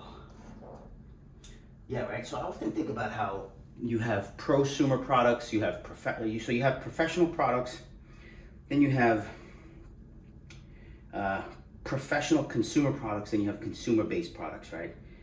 And then you have like basic entry-level amateur products, right? So your professional product would be the shop vac. It's designed for people who are in the construction field, laborers. They need to get something done. This vacuum will pick up nails, mud, fecal matter, dust, debris, wood chips, all in one, rocks, stones, pebbles, and no damage to the system of the device or the vacuum equipment. Then you have the prosumer, which is pro/consumer, which is like, okay, you have a home, maybe you don't need something as powerful as that. Here's something a little bit cheaper that's a little more polished and designed to look aesthetically pleasing. You know, shop vacs are not pretty, and they don't need to be, because they do a very serious, professional, dirty job. And I say that I think anyone who's involved in any kind of serious work, artwork, arts and crafts, hobbyists, you should also often investigate the professional version of the products that you use. You know, so let's say you're a painter and you only deal with small paints and paintbrushes and canvases. Consider what actual painters use in construction as a base for your foundation. Maybe it's giant tarps for the floor, maybe it's high strength chemical paint removers and things of that nature. Because I find when you look at the higher level products, you will find solutions for the smaller problems that you're working to resolve. I think the same goes for, let's say, technology in the military, right? They are the most advanced, and most products the military has have existed way before the consumer or even the prosumer has had them, right? This thing called UFOs, when you look at all of the technology that now exists with FPV drones and drone racing, and you see how quickly they move and how they move in random different directions, it is a no-brainer to me that what we might consider to be UFOs are a more advanced version of the drones that we are now using. Maybe it's just designed in a different housing or a different body, or maybe it's using totally different technology. You know, maybe it's using the magnetic poles of the Earth that we're in, and maybe this planet, this Earth that we're on, isn't actually like natural, so to speak. You know, we talk about nature and God, and maybe we created all of this. Maybe we terraformed this planet, as we have been doing since the beginning of time. And I do believe that if the dinosaurs existed, the same way how we capture each other and institutionalize things and label things. I am 99% certain that if dinosaurs existed, we rode them, we kept them in captivity, we played with them, we probably even had sex with them, and tortured them, studied them until they were no longer able to sustain life of themselves. And I'm pretty sure we did this to maybe even build the pyramids and build some of these large monuments that we have. Because most of them are herbivores. Very few of these dinosaurs actually ate meat. Most of the animals on planet Earth that do most of the heavy lifting, moving, cows, horses, you name it, they are all herbivores. They eat grass. They get their proteins from grass. One of the lies that we've been fed is that meat is what you need to eat to get protein and build muscle. But that is the most false narrative ever written. But when you put money behind it, everyone believes it.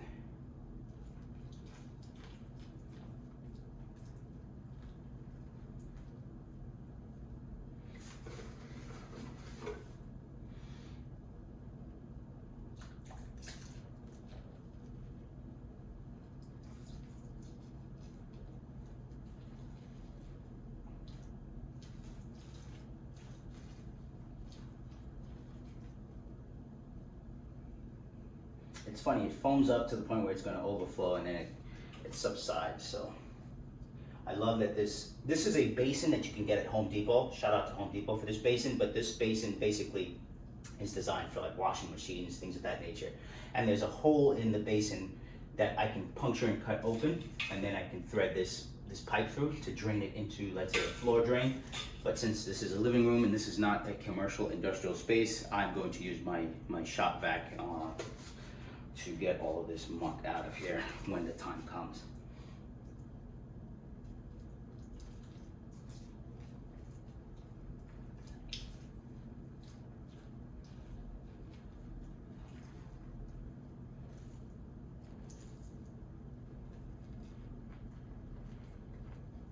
Oh, and by the way, social media, right? So for those of you who are following anything that I create and post on YouTube, and if you're wondering, hey, why aren't you marketing and pushing this stuff on Instagram and TikTok? And the stuff that I push on TikTok and Instagram are going to be, I think, more heavily focused to skating, which is the ultimate goal and passion. These are all things that are tying into that lifestyle and that culture. But I want people to understand that when you go to TikTok, Instagram, and these apps and platforms, they are quick shots of dopamine. They are quick shots of entertainment, information, tidbits that you binge on, and you end up doom scrolling, as the term has been coined, right? Someone's probably making money off of that term as well, all right? And if not, then whatever. But TikTok, Instagram, think of those things as quick little bites, sound bites, media feeds, right? Think of it like a comic book. That's what you're getting with those apps and those sites, especially what the stuff that I'm going to give you and provide for you.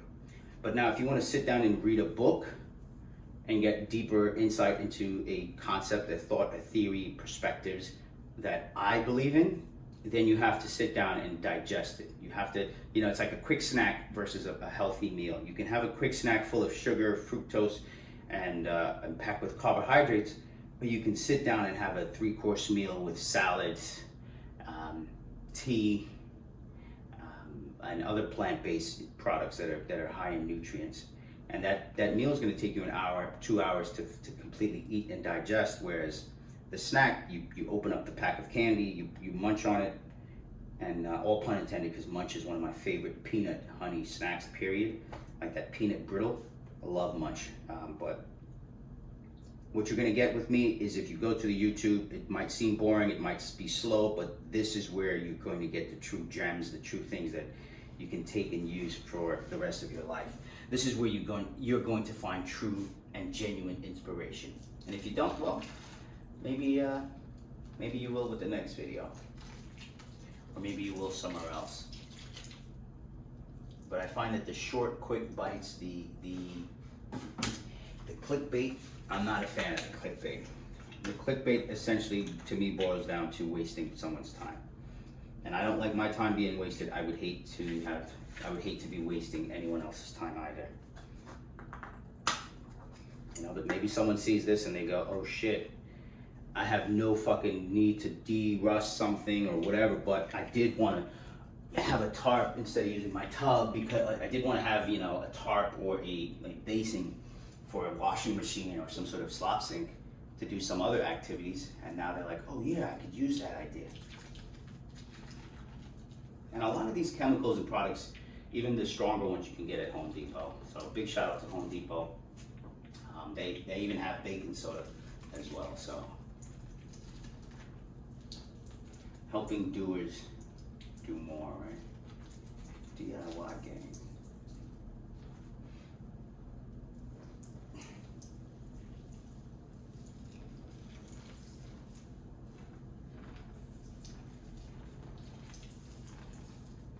Shit, I don't think I really put any of this bad boy on here.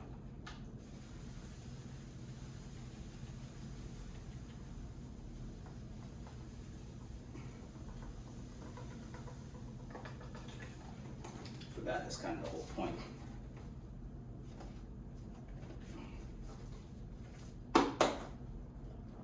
Damn, this shit's salty as hell.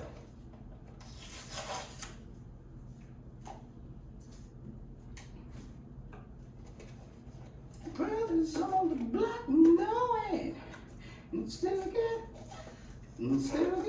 by. From this point on, it only gets rougher.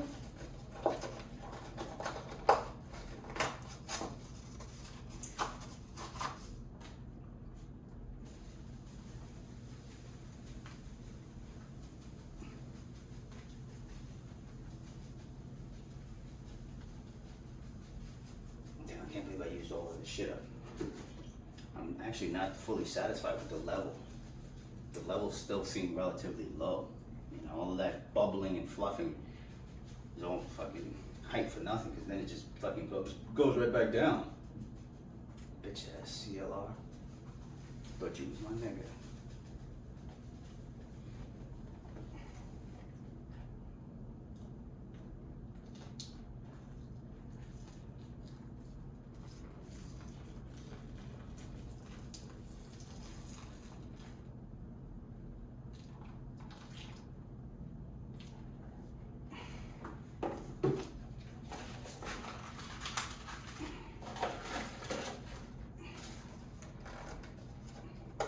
She was slob on the knob for a little less than dollar.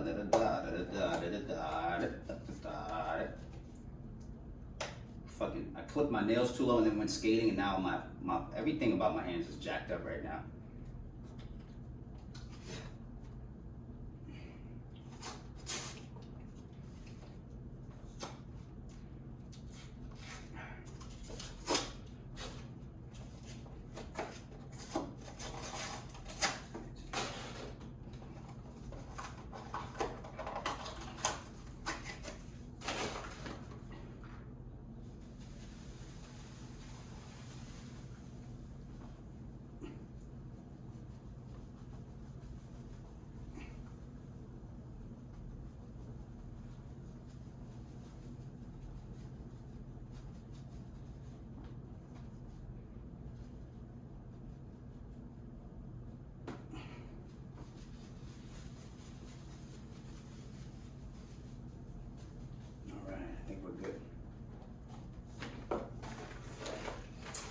Okay, so we started at 10:25. It is now 11 a.m. on the dot.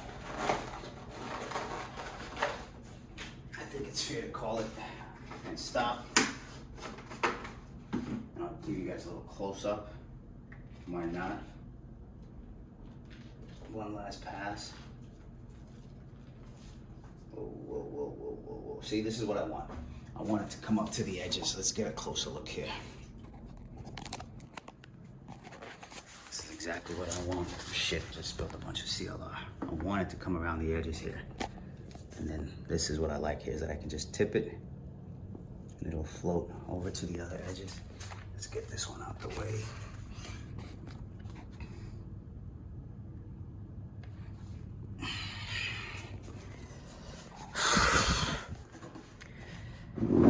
Whew. And that's it for right now. Alrighty then, it is 10:15 p.m. Good Friday, March 29th. And I think it is time for the final reveal before I go on to more extreme measures. Take these off. These kind of get in the way. It's looking gross as ever. Oh fuck, this stuff has water in it. Surprisingly, it does not smell as bad. The CLR, calcium lime rust, CLR, does not seem to give off as funky of a scent as the vinegar does. But yeah, let's tilt this biatch.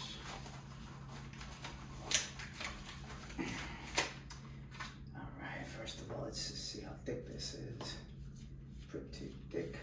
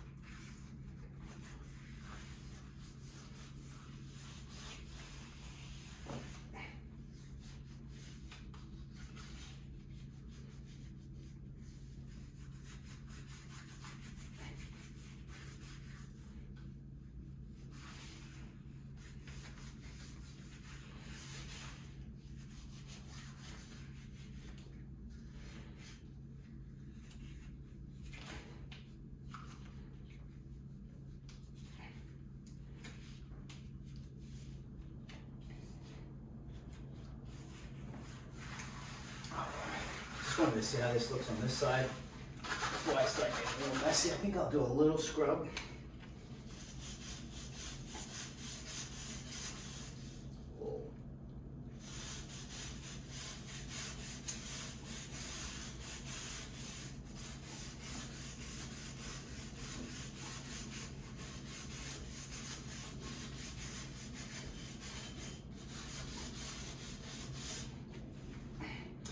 I think you can all see there's some color starting to come back, right? If I were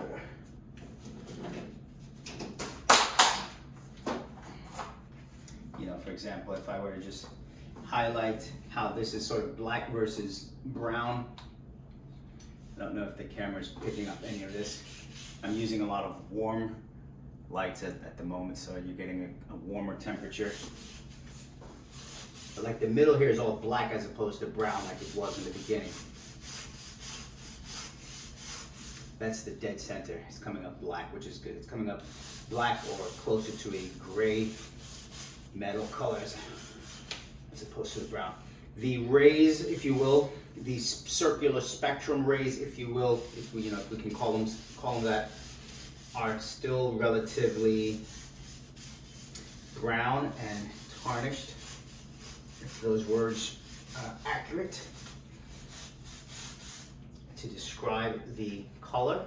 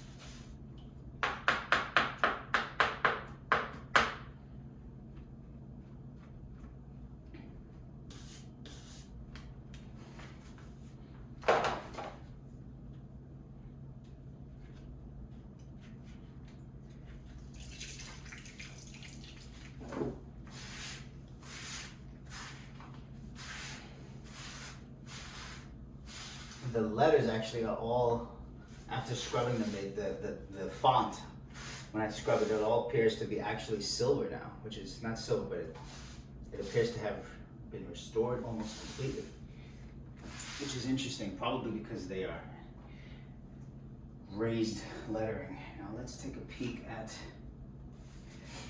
the underside, which is the front, really.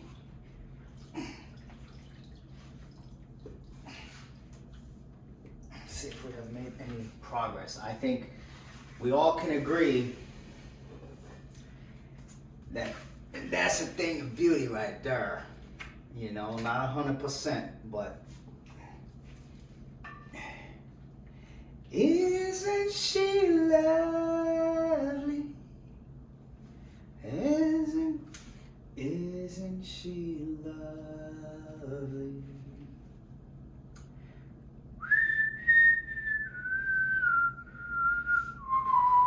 As you can see, the rust color in the inside versus the outside, which is almost I don't know what color to call this. I think I need to wipe some of this stuff off for it to show its true colors here. Let's see.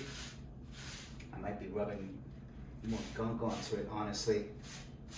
You know, if I'm being just frank and honest, I think I might need to set this back down and just continue letting it soak. Because that's, you know, you're talking, this is possibly decades of rust. Jeez, I just don't know if you guys can, this thing's so fucking heavy. If you can really see what's going on here. Ugh, but that fucking thing is heavy. I'll move some of this sludge around. This fucking living room cesspool, if you will. Because, you know, nigga with the shits. A nigga with the shits. I feel a lot of this urban black hip hop culture, if you will, has a lot of slang and lingo and sayings that are really sometimes difficult to pinpoint and misleading, because what does that really mean? I'm really with the shits. It occurs to me that it probably means that you're comfortable taking it up the ass and fucking someone up the ass, but that's neither here nor there, right? I'm with the shits, nigga. I'm with the shits. Like, who started these things, and then who continues perpetuating these cycles of redonkulousness, right? I'm with the shits, nigga. I'm with the shits. Just come out and say you gay, nigga. Say you like dick. Say you don't mind taking it up the ass. Like, I don't like it. I'm not afraid of it. Everything I do is honestly for the purpose of knowledge, wisdom, and understanding, so that I don't have to fear certain things. I think the scariest thing I ever heard on the news, and that's why I stopped watching the news, was breaking news, homo thugs. And I was like, oh shit, you mean you got thugs that are homos? They actually exist? That's like everyone's worst nightmare. It's like, all right, you a thug, I could deal with that. But like Big said it, and you know, you think Bad Boys, Puffy, and all this shit going on. Big said it best, you know, he said, niggas will fuck you in the ass, throw you over the bridge. That's how it is. Motherfuckers think they people really capping about that lifestyle. And when you start understanding how drugs and chemicals, what the role that they have on the brain and the psyche, and you get to a point where nothing really matters. You will do anything when you're in that, you know, sort of zombie comatose, drug-induced state, or if you have become addicted to the rush of the thrill, the money, the power, the so-called respect. One of the things I tell people, like one of the things I've been saying to myself is like, okay, hip hop, right? We're promoting this money, power, respect, right? But when you do your history and you know your true history of some of these songs, so a lot of these one-line hooks, money, power, respect, I think cash, money, money, cash, hoes. Originally, if you know your history, a lot of these were written by a crackhead by the name of Earl Simmons, DMX, right? So DMX is a crackhead. Not to discredit the man, but if he's a crackhead, then he's a crackhead. Let's call it what it is. Money, power, respect, right? What's respect? What's money? What's power? As humans, as we are animals, do we have a need for these things? No. We only have a need for these things when we create a need for these things. But in reality, we don't have a need for these things. We have a need for food, clothing, and shelter. And that's knowledge, wisdom, and understanding. Donald Trump has money and power. Do you respect him because he has money and power? You tell me. You respect him just because he has money? And that's where I think most of us get led astray. But anyways, we're going to call it for today. We're going to let that bitch soak some more. When I get another chance, I'll grab some more heavy duty rust remover / cleaner, degreaser, what you name it, what have you. And then we'll continue the damn thing. Testing, 1, 2, mic check, testing, mic check, 1, 2, testing, mic check. All right, as you can see, the rust has greatly been reduced. It's daytime right now. It is Saturday, March 30th, and it is approximately 4:05 p.m. I'm giving you guys that check, and I want you to see this in this better lighting so you can get an idea just of how much this has improved. I'm gonna use one last bit of baking soda and CLR. I don't think I'm gonna go higher strength, and then we'll call it from here. So first things first, before I add any more chemicals, I just want to put the gloves on, give you a first-hand look at what improvements have been made. I think the video I shot yesterday, because it was shot at night and it was shot with the warm light, right? Warm light is more of a yellow color. And I think yellow color on top of a brown rust is not gonna do justice. So let's see what we got now, all right?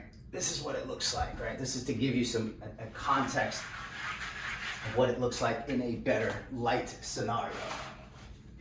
So let's see if we can, you can also tell by all of the coloring that is coming off into the liquid, right? Some of that is CLR, but a majority is vinegar, right? And as you can see, we wipe it a little bit. You can kind of get an idea of just how much progress we've made. If I were to rinse this now in the tub and let's say scrub it a little bit, rinse it, scrub it, and then let's say even let it dry. Once I add a coat of some kind of oil, some kind of lubricant, baby oil, I don't care if it's fragrance oil, I don't care if it's cooking oil, cooking grease, that material is going to lubricate and insulate the steel and prevent it from further oxidation. So yeah, this I hope gives you a clear understanding. And so far, I think I've been shooting since maybe Tuesday, right? And today is Saturday. So, or maybe I was shooting since Monday. Either way, the overall cumulative length of the video is approaching 2 hours. So I don't want to spend too much more time on this, but I want you to see that yes, progress can be made just by letting something like this sit and soak. What I do want to say is that you do have to keep checking on it to make sure that you are making progress. So now I will add that final layer. Again, I'm probably, as you can see, the before and after, right? So this gives you an idea of what's going on in the front versus what's going on the back side. So I'm gonna leave this, I think I'm gonna leave the rear as is and just focus on this because this is the side I want to copy for the graphic designs that I'm working on. So yeah.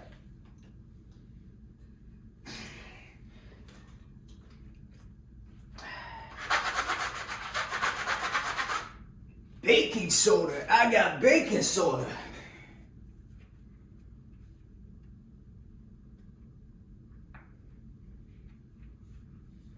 All right, let's do a little bit of these.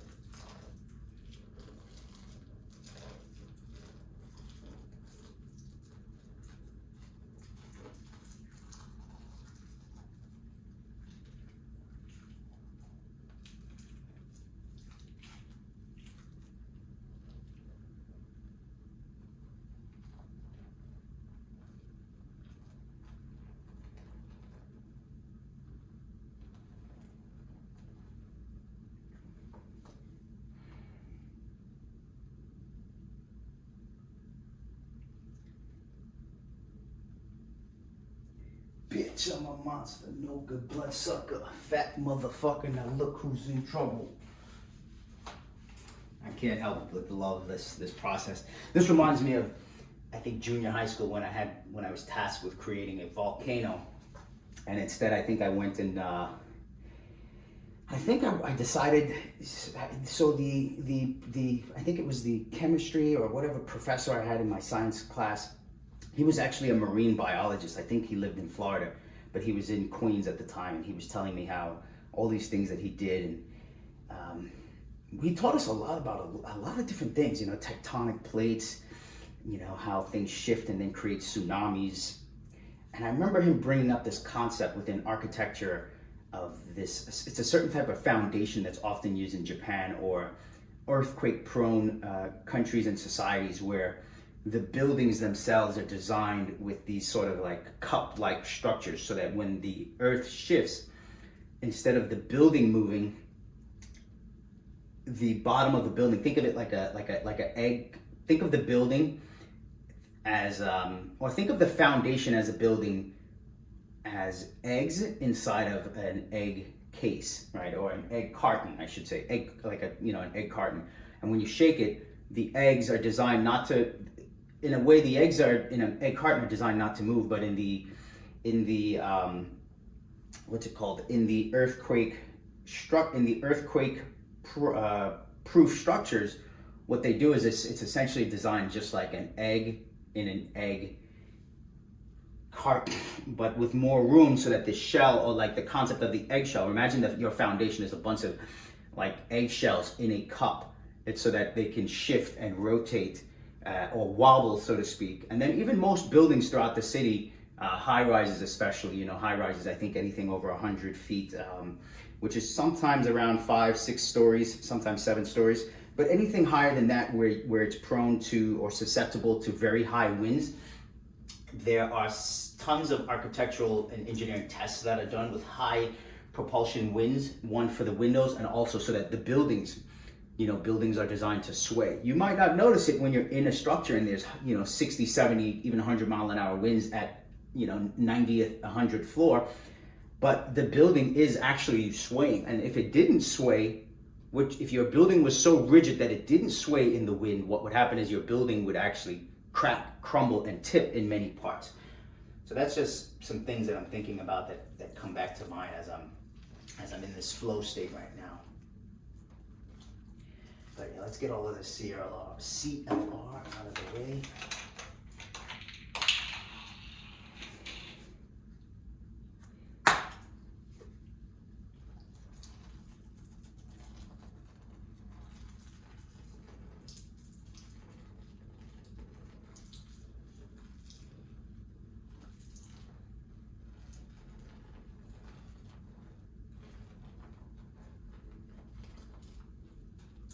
We are not doing this again. After this, we're rinsing it and we are calling it.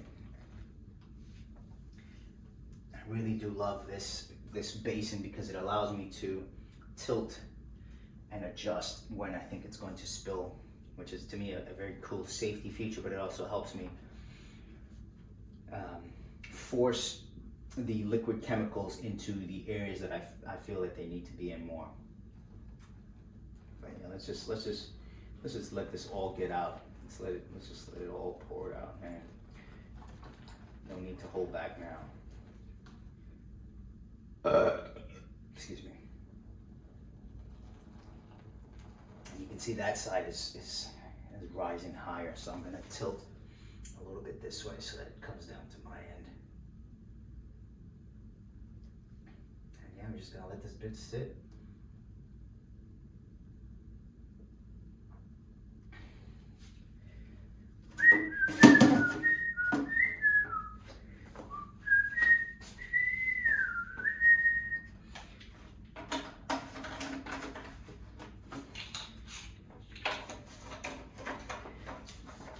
Call it a day.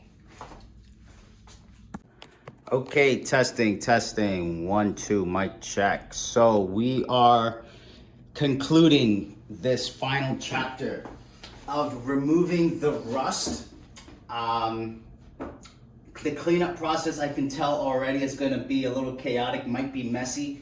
So I'm a little grateful that I do have access to a larger drain system instead of the bathtub, and also that I'm using a rigid wet dry vac, shop vac. So I think first things first, I'm going to let's see, how should I do this, right? Because I think it potentially could be messy because I haven't used this vac in a while. And I just did a little vacuuming of some liquid and I made a little spill here. And the point is that I have to remove this thing to the exterior of the apartment.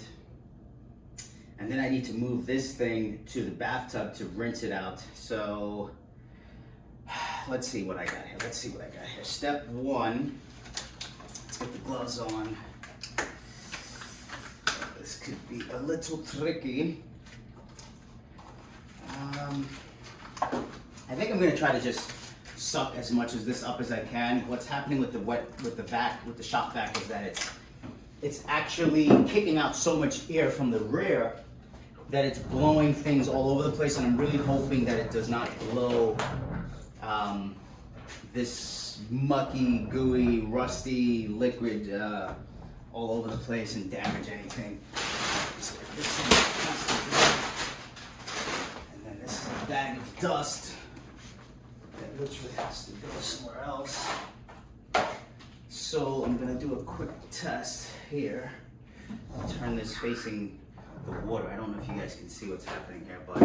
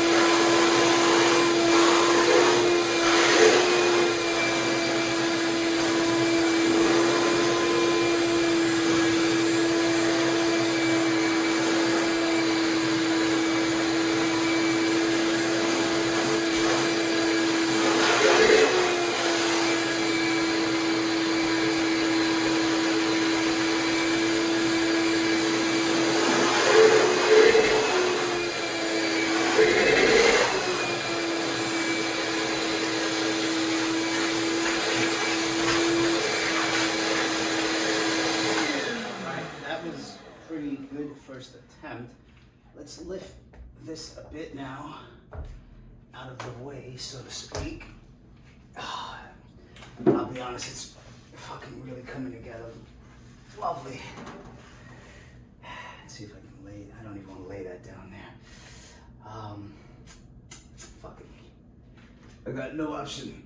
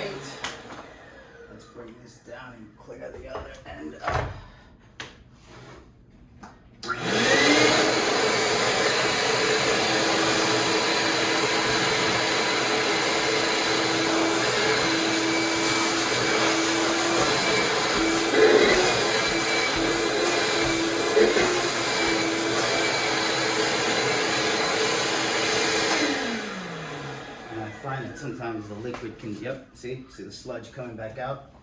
So because of that, I'm very cautious as to what I do with this. And fuck, I'm going to have no other option but to put this sludge bucket outside for the time being.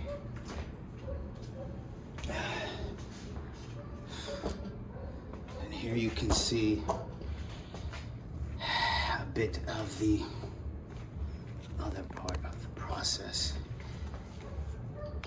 Get this fucking sludge bucket out of here. Plug this gent on. This lid is lifting up. That's scaring me a bit.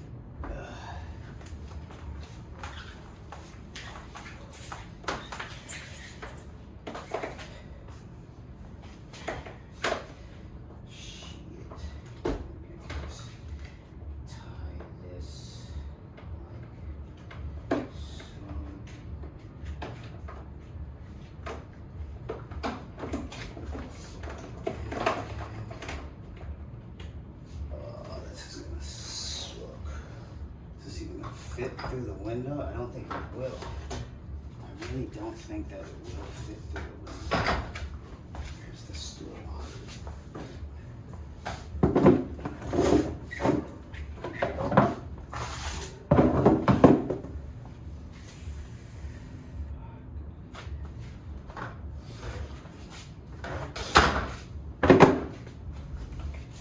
And this thing will not actually fit well. We can try, can't we?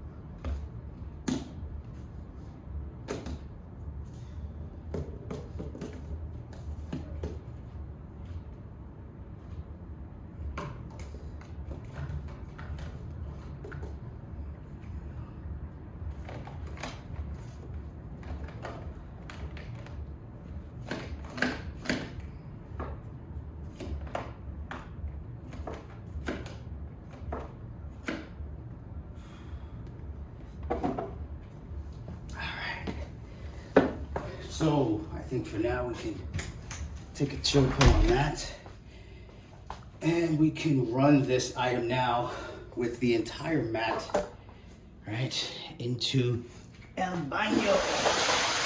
So let me just set this up. We'll rinse it and then we'll just do the final reveal of how it looks.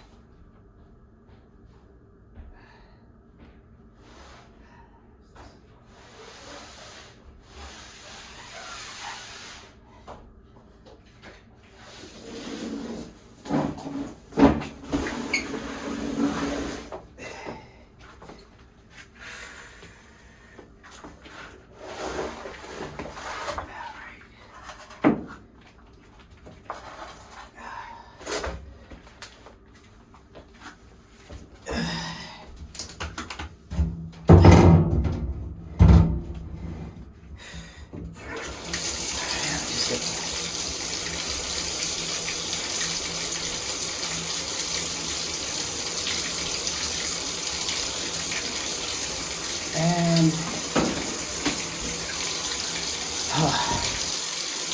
if we can just tilt this a little bit so you can get a better shot. I know the lighting isn't ideal, but it's all we got. And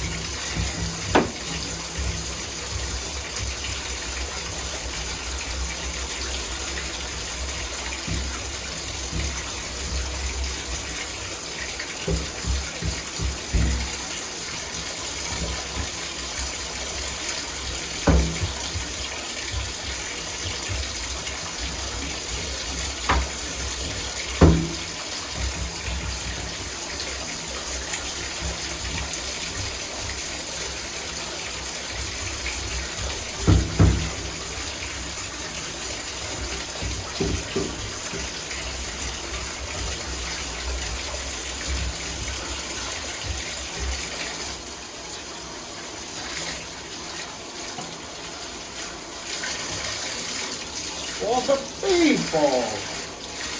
Alright, so we know this side is the, it's not going to be perfect, but as you can see, I don't know if you can see this corner here, but like, and as I'm rinsing it, right, you get a bucket, something like you can pour. Let's just use this for now. We just use the lid.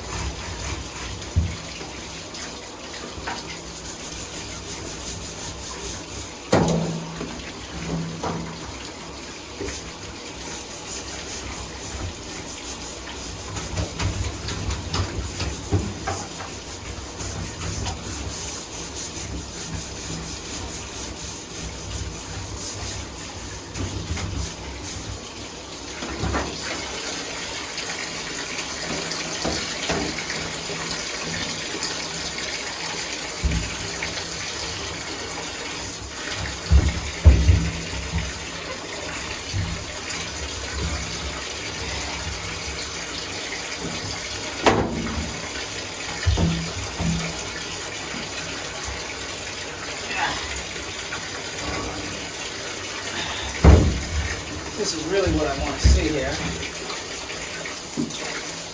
The side that I've been working so hard on. Right? A little scrub-a-dub-dub.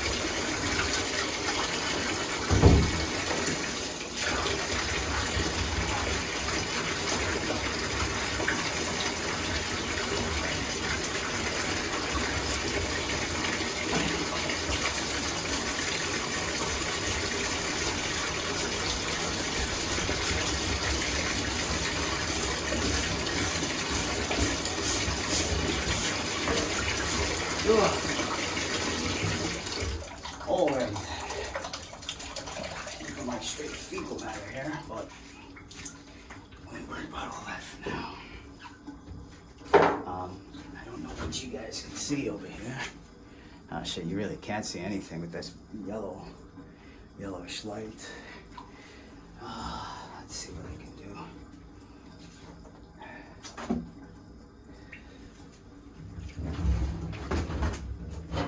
Fucking thing's so heavy. Oh, let's so goddamn heavy. I'm gonna have to bring the camera in close and put the flash on so you can actually see what I see. And I think I'm gonna take a little break. Okay. Maybe I won't bring the camera in close. What I'll do is, no, I will, but I'll bring the light close if I can. Is that possible? Do I have another light fixture nearby? Oh shit, I must have fucking busted my shit.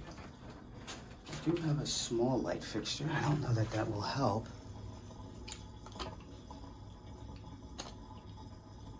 No, it will not.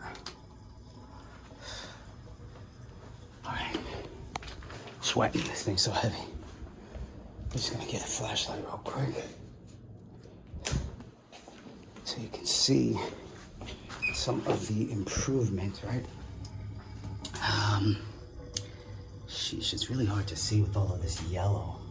Let me turn this light off. That's giving off the yellow. All right, so you can see, right? You can clearly see this is still rust and bronze, right?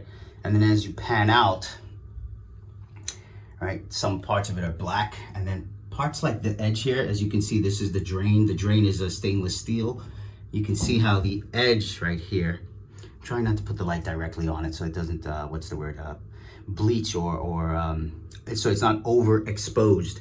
But if you look at the edge, it's almost, it's comparable to the stainless steel drain. However, this is not stainless steel. This is some sort of cast iron, if you will. But for some reason, it's coming close to that stainless steel color. But my main concern is just getting the rust off the top, so that if I did begin to use this for some sort of printing process, like you use, even like how newspapers print and like a printing press system, I just don't want a bunch of the rust and muck coming off onto the fabric garments that I am hoping to use. But this is a good start, right? For now, I think this is all I'm going to do for the video. Rust must go. Part 2, the final chapter, the conclusion. I may do periodic updates on YouTube with maybe just like photographs and maybe quick shorts stories, just to show you guys like what stronger chemicals have done if I decide to use stronger chemicals. But for now, I am extremely satisfied with the results, considering just how massive of a project this was that I decided to undertake. But yeah, I feel like nothing in life is worth doing if, you're not gonna go all the way and commit, right? So, and we can call it from this point on, because I am exhausted and now I have a lot of cleanup to do, and then I have to edit this video. So